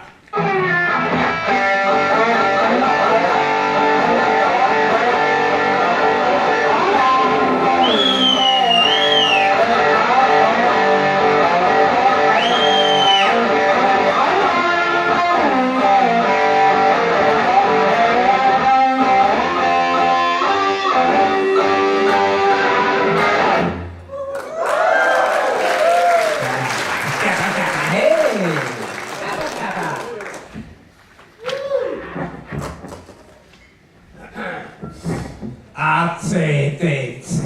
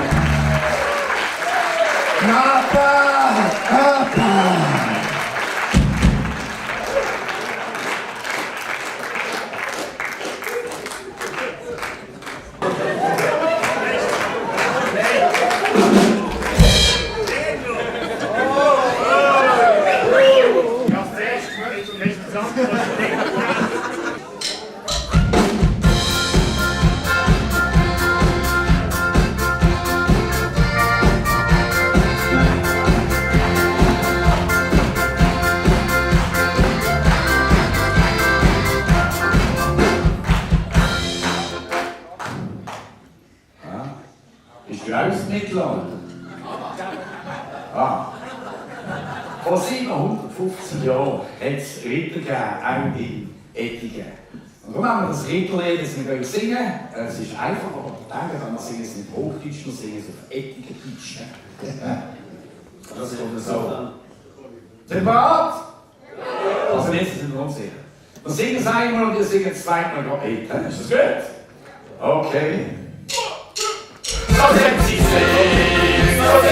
sind, so sind sie sind, ihr alter Rittersling, so sind sie sind, so sind sie sind, ihr alter Rittersling. Und jetzt alle, so sind sie sind, so sind sie sind, so sind sie sind, ihr alter Rittersling, so sind sie sind, so sind sie sind, ihr alter Rittersling. Früher haben sie im Vertrauen einander schnell zum Krüppel gehauen. Haben sie sich danach vertragen, haben sie einander zum Ritter geschlagen. Zum Beispiel der Ritter Constantin hat in sein Blut 3 Liter Wein, schlug Füßt mit seinen dicken Fingern zmitzt ins Gesicht vom Hofnachringer. So sind sie sind, so sind sie sind, so sind sie sind, ihr alter Rittersling, so sind sie sind, so sind sie sind, ihr alter Rittersling. Geht ein Ritter einmal fort, legt eine Frau in Keuschheitsgurt. Doch sich Knecht, der Friedrich, findet gleich ein Dieterich. Auch für Wein, Weib und Gesang hat ein Rittersmann einen Drang. Ist er nur beim Singen dabei, dann muss er schon über 70 sein. So sind sie sind, so sind sie sind, so sind sie sind, ihr alter Rittersling, so sind sie sind, so sind sie sind, ihr alter Rittersling. Und der Ritter Kunibau hat eine tätowierte Frau. Wenn er zur Nacht nicht schlafen kann, schaut er sich die Bilder an. Ritter wie ein Land, kurz und knapp, rutscht lässig Stegengeländer ab. Und er steht ein Nagel vor, jetzt singt er neu im Frauenhaus. So sind sie sind, so sind sie sind, so sind sie sind, ihr alter Rittersling, so sind sie sind, so sind sie sind, ihr alter Rittersling. Jetzt, wo der Fußballplatz zertrug, schwimmen im FC die Felder voll. Der Ackerrahmen, was hast, was ist, zum Shooten grad los, so wie er ist. Die Rittersleute aus unserem Land, vier Zepter in der Hand. Sie gewinnen die Schlachten überall, nur nicht gegen Portugal. So sind sie sind, so sind sie sind, ihr alter Rittersling, so sind sie sind, so sind sie sind, ihr alter Rittersling. Im Wirtshausbahnhof herrschen Fluchen. Jetzt mach ich nur Flammenkuchen. In der Küche dumpft mich stinkt's ein Witz. Und der Wirt wird ständig überschnitzt. Der Ritter Hügin macht sich dünn. Ich hab jetzt an der Fasnacht dünn. Kein Hügi-Fasnacht, das ist fett. Dankeschön, wir sind begeistert. So sind sie sind, so sind sie sind, so sind sie sind, ihr alter Rittersling, so sind sie sind, so sind sie sind, ihr alter Rittersling. Der Finanzminister Bachle sagt, was pro Kopf verschuldig an jeder trägt. Ihm wär's lieber, wenn man spart. Die Hauptsache ist, sie Velo fahren. Verwender vom KMU-Verstand hat ihren Mann nicht mehr in der Hand. Jetzt ist doch er im hohen Bogen beim Reiten von einem Esel geflogen. So sind sie sehen, so sind sie sehen, so sind sie sehen, ja, nein, was nicht, so sind sie sehen, so sind sie sehen, ja, nein, was nicht. Wir sind hier im Mittelalter, das sieht man auch am Gemeindeschalter.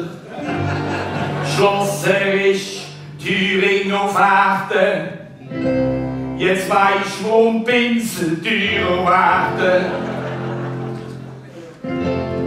Die Ritter Thüring, das merkt man grad, stammen aus dem deutschen Thüringen ab.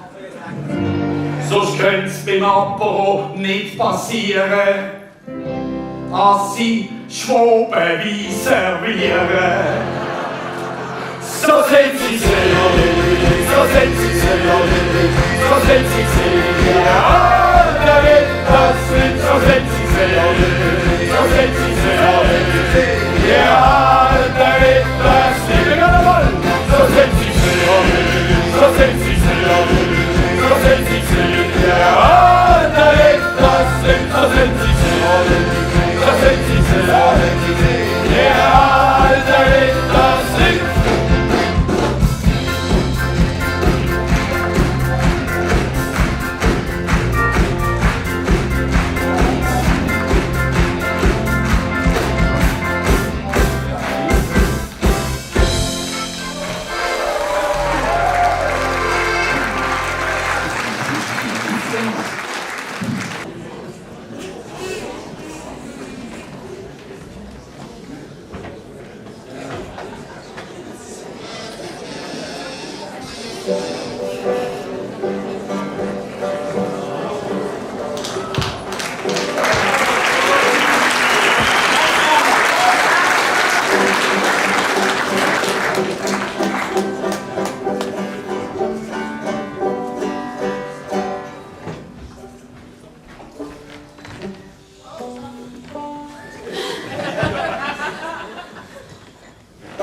Eine schlanke Form, ein klassisches Design und eine optimale Kapazität.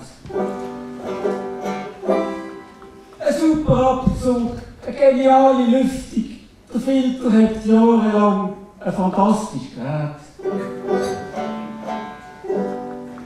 Er ist schon noch selbstreinigend, er putzt sich selber bis aufs letzte Körnchen. Ihr werdet ihn erleben. Der neue Verbrennungsofen auf dem Hörnli.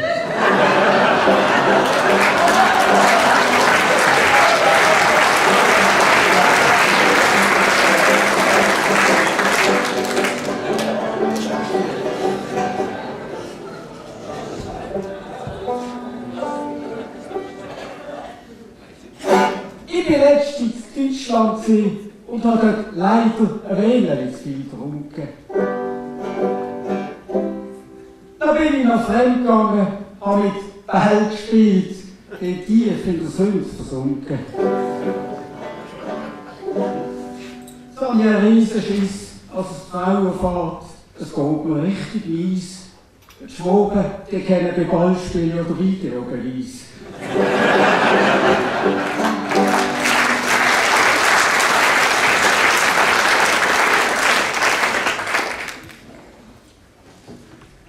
Liebe Brüder und Schwestern, lasst uns beten.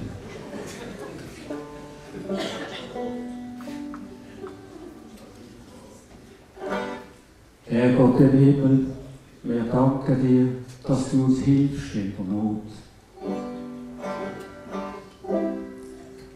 Du schaust für alles, du schaust für uns, du schaust für unser tägliches Brot. bist eine Erleuchtung, du bist eine Erlösung, du bist ein Geistesidyll. Ausser als Sättige, da heisst der Herrgott ja Hausener Sibyl.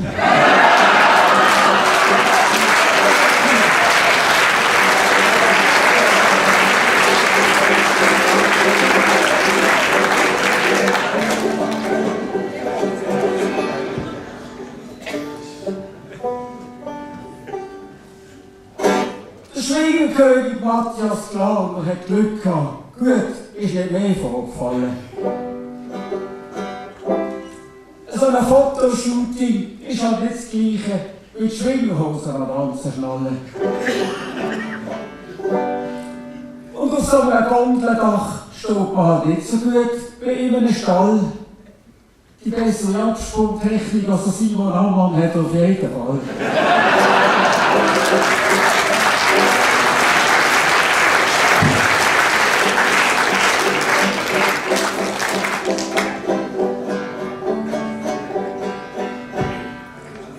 Das ist schwer.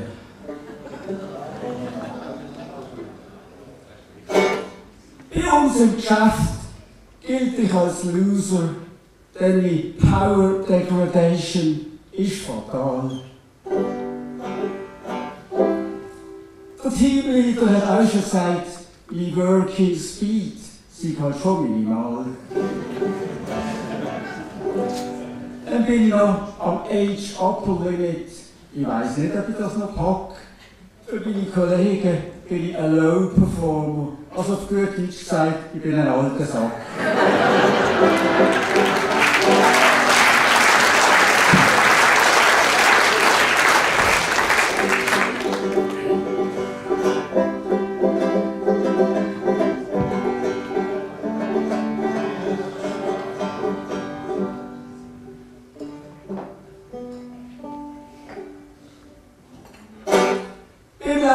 Auf der Champs-Élysées beobachte ich einen Bub, so einen kleinen Wurm.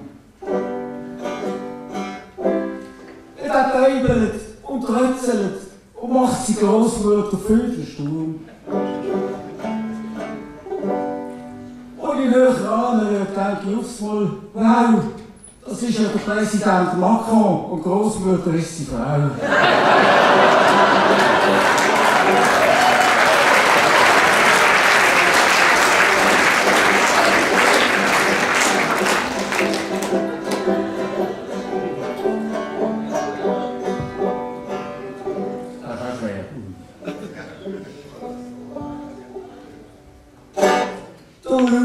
Sagt zu Malea, schau die Jain und der Jodis strahlen. Und wie der Silas, der Robea und der Seia mit ihren Namen prahlen.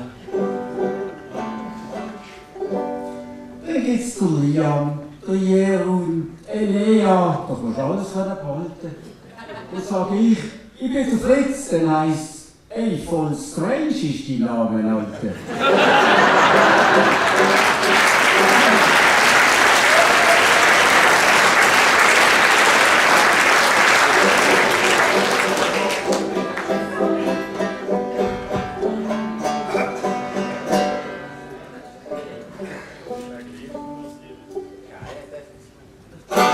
Eine Initiative hat gefordert, man soll Privaten den Menschen gleichstellen. Die Affen hat man vorher nicht gefragt, das soll man keinem erzählen. Ja, da dazu eine Idee, aber man soll die nicht schalten. Wenn private Menschen sind, kann es von mir aus auch für da wieder gelten.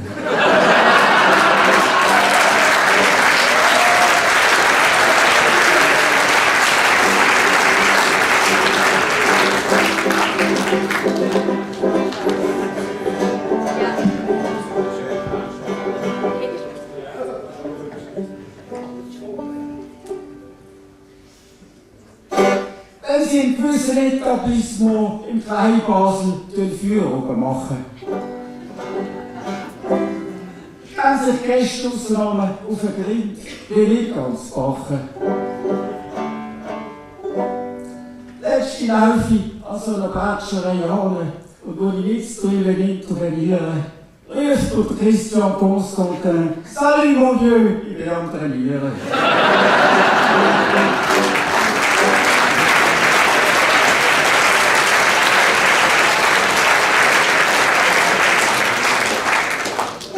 Stell dir vor, der Bernhard Häusler hat früher auch so gepöbelt. Und dann hat er, nehmen wir mal an, der Alain Sutter vermöbelt. Hat er doch alle schauen, es ist eine wahre Pracht. Ein Häusler, sie hat einmal mehr alles richtig gemacht.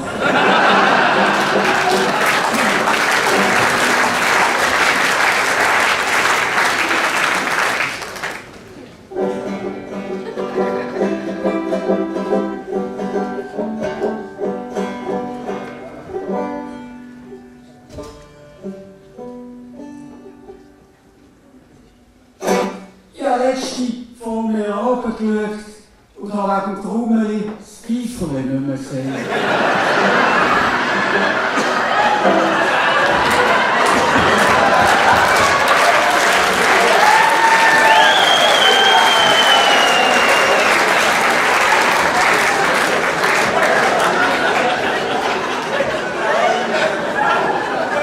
Hören wir mal an. Der letzte von mir runtergeschaut. Und da haben die Trommeli das Pfeiferli nicht mehr gesehen. Das ist wegen Fasnachtskirche, sagt meine am guten Zeitli. Ist nur noch mehr. Bis das Pfeiferli hängt, bin ich verweilt wie Mösli. Will ich mit dem Fasnachtsbändchen aufverbinden. Da sagt meine, hör auf mit dem Charlie-Wali. Ich tue das total ridicule finden.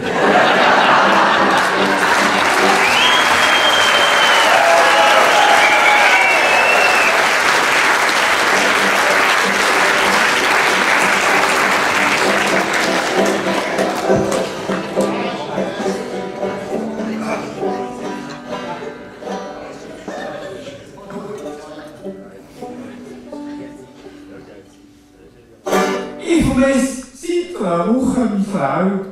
Keine Ahnung, wie das Leben weitergeht. Sie ist nur mit dem Hund laufen und noch auch nicht heimgekommen.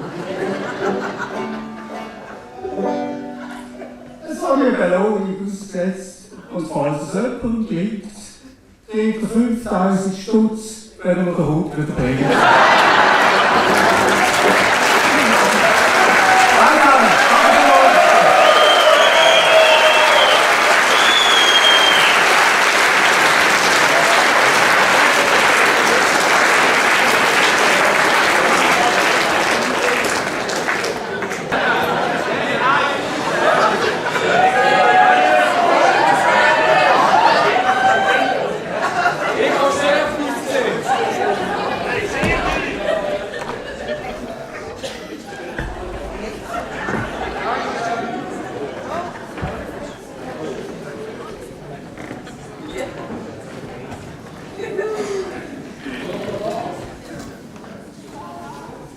Ich habe eine gute und eine schlechte Nachricht. Zuerst die schlechte. Es gibt keine gute. Jetzt gibt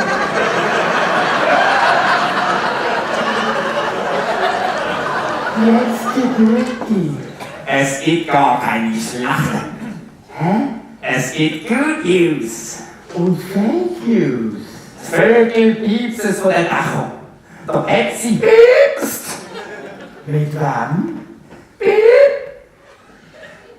Psst. Ich weiß es nicht. Aber auch vielleicht. Amsel. Psst. Auch. Amsel? Amsler. Ja. Der von der Gemeindeversammlung letztes Jahr. Das ist eher ein Gluckere. Ich weiss, wer sicher piepst. Wer? Ich sag nur Tom und Jerry. Vom Werkhof?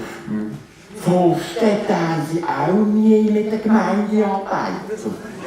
Nein, wir mit Fliehen. Herr Doch, was gibt's denn beim Tom und Jerry? Nur beim Tom. Ja, der Tommy gibt's. Jo.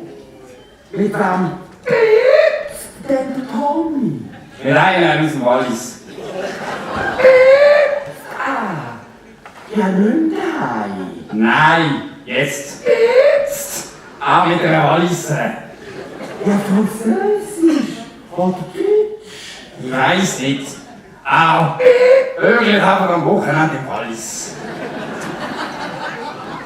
Piepsen Sie auch? Piepsen Sie mit, noch piepsen alle miteinander. Ja, piepsen Sie mit, auch wenn's das nicht gibt. Ja, piepsen Sie mit, noch piepsen alle miteinander.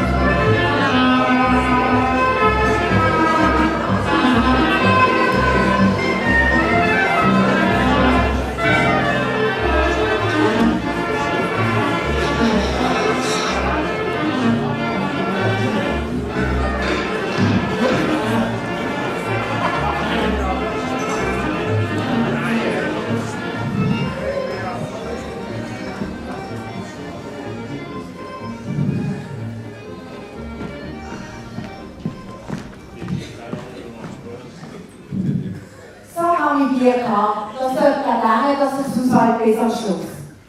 Ich sehe gerade, dass die Sigi auch schon kommt. Der Stammgast auswählt gar nicht. Mal schauen, wer am Schluss wer zu lachen hat.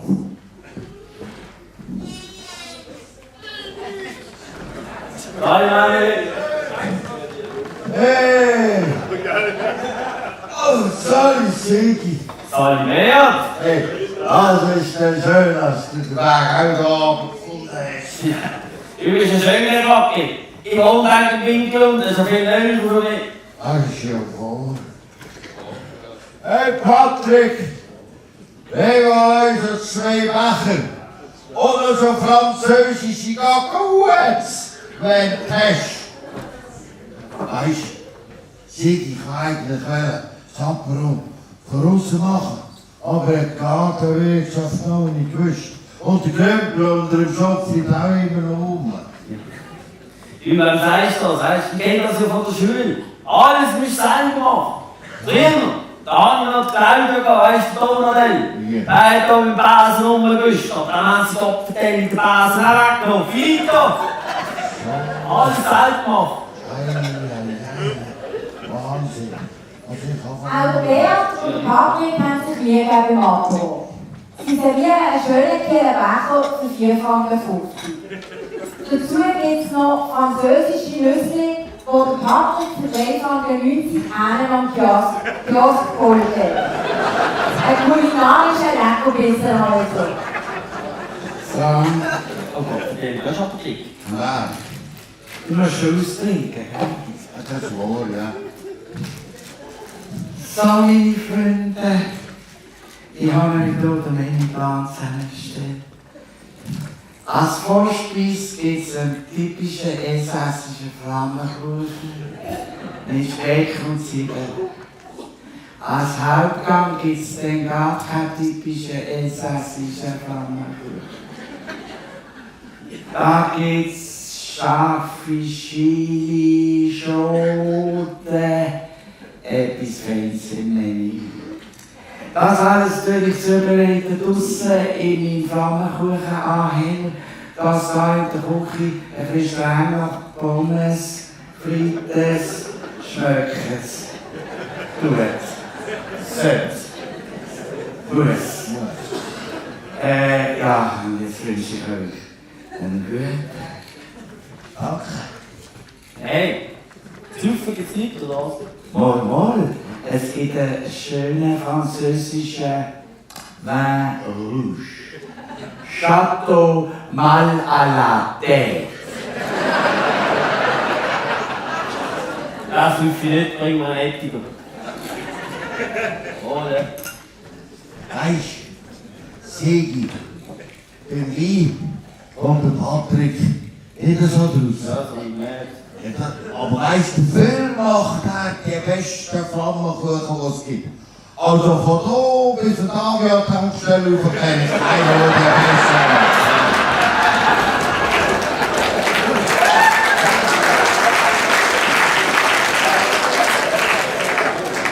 Weißt und dann hat er dann nämlich noch so 16 Dingsbumspunkte, so, wie heisst es, ein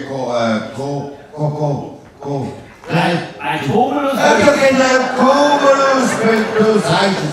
Aber ich kann dir eins sagen, hey, Champions League, Champions League, kann ich nur sagen.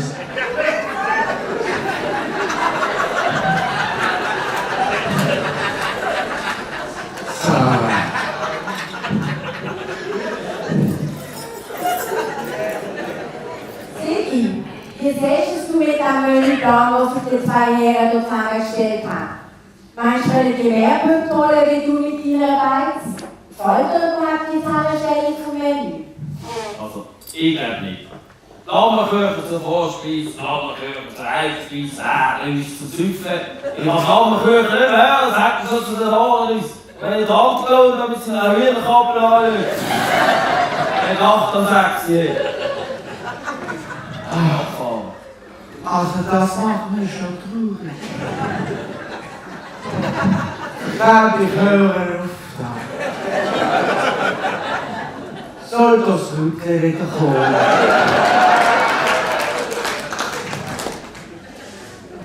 So, damit haben wir einen klaren Sieger. Der Sigi ist der Sieger. Wir hoffen, Sie haben den Lauf gehabt und schauen beim nächsten Mal wieder rein, wenn es heisst, wie die Beiz hinweist.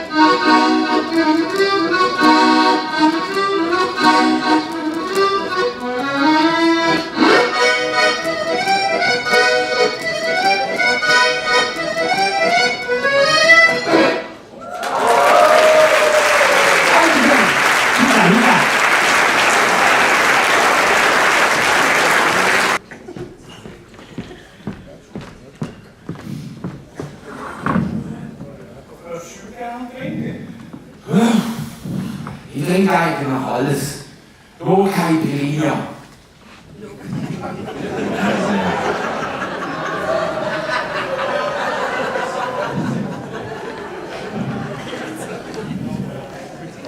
Hallo zusammen. Ja, Sally Schocki wohnen dort. Ja, sag mir jetzt einmal, warum hast denn du so Scheukappen an? Ja, das schränkt mein Sichtfeld ein. Es ist wegen der visuellen, sexuellen Belästigung gegenüber im Moment sensibilisierten weiblichen Geschlecht. Also ich bin kein Einstein und ich bin auch kein CVP-Politiker, aber diese Anliegen natürlich unter den Farbenaugen schauen. Ich hab gemeint, du hast die Scheuklappen, dass du diese Autos seine Hanfplantage nicht mehr anschauen kannst. Er hockt ja Tag und Nacht auf seinem Hochsitz und schaut wie ein Jäger, als er keine Taschenspüler kauft. Cannabis, Cannabis, Cannabis, sei mein Cannabis, Cannabis, Cannabis, ist Cannabis, yo. Da geht's da rein. Solche Scheuklappen können ganz gefährlich sein. Da siehst du nämlich Leben beim Schulzirkel der Endstrasse für Kinder gehen. Das sind Schwierigkeiten, die Sie nicht sehen. Der, wo geht, der muss in das Dach flicken, anstatt an der Gemeindeversammlung das Tafelsilber vom Dorf hielten. Ja. Also das ist ja nicht nur gewesen, also das ist sogar im Schweizer Fernsehen eine Nachricht gekommen. Es steht, Kühe ist auf der Dachstand. Oh, und hat jetzt irgendetwas. Wofür? Corina? Also, du begreifst sofort jeden Berliner, wenn so etwas am Schweizer Fernsehen kommt, dass sie keine Beilagegebühren mehr zahlen. Das sind Fake News. Hey, was bei der Polizei hat jetzt so ein Klärungssystem, gell? Sie finden sofort raus, was denen passieren muss. Man erkennt das System auch, wenn und wo unser Dorfpolizist schläft.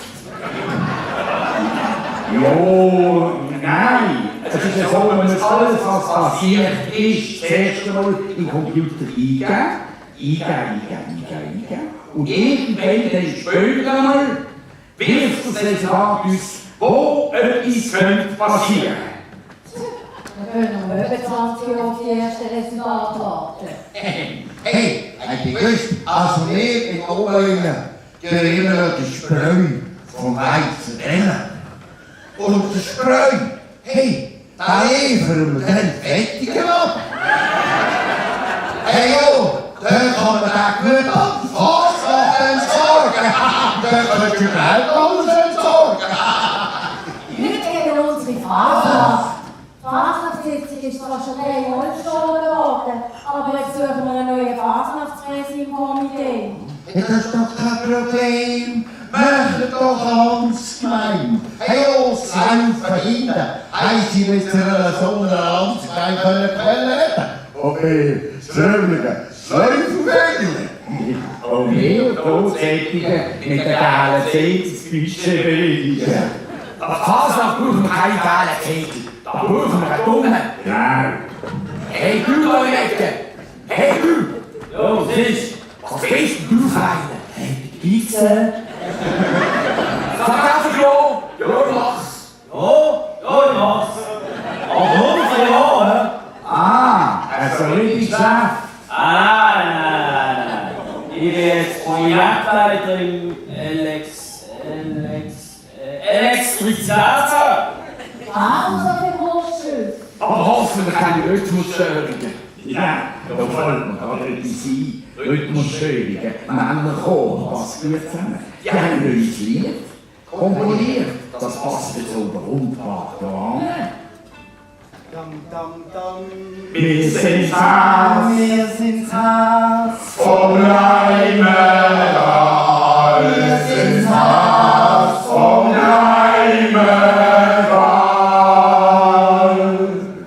Da ist die scheißegal.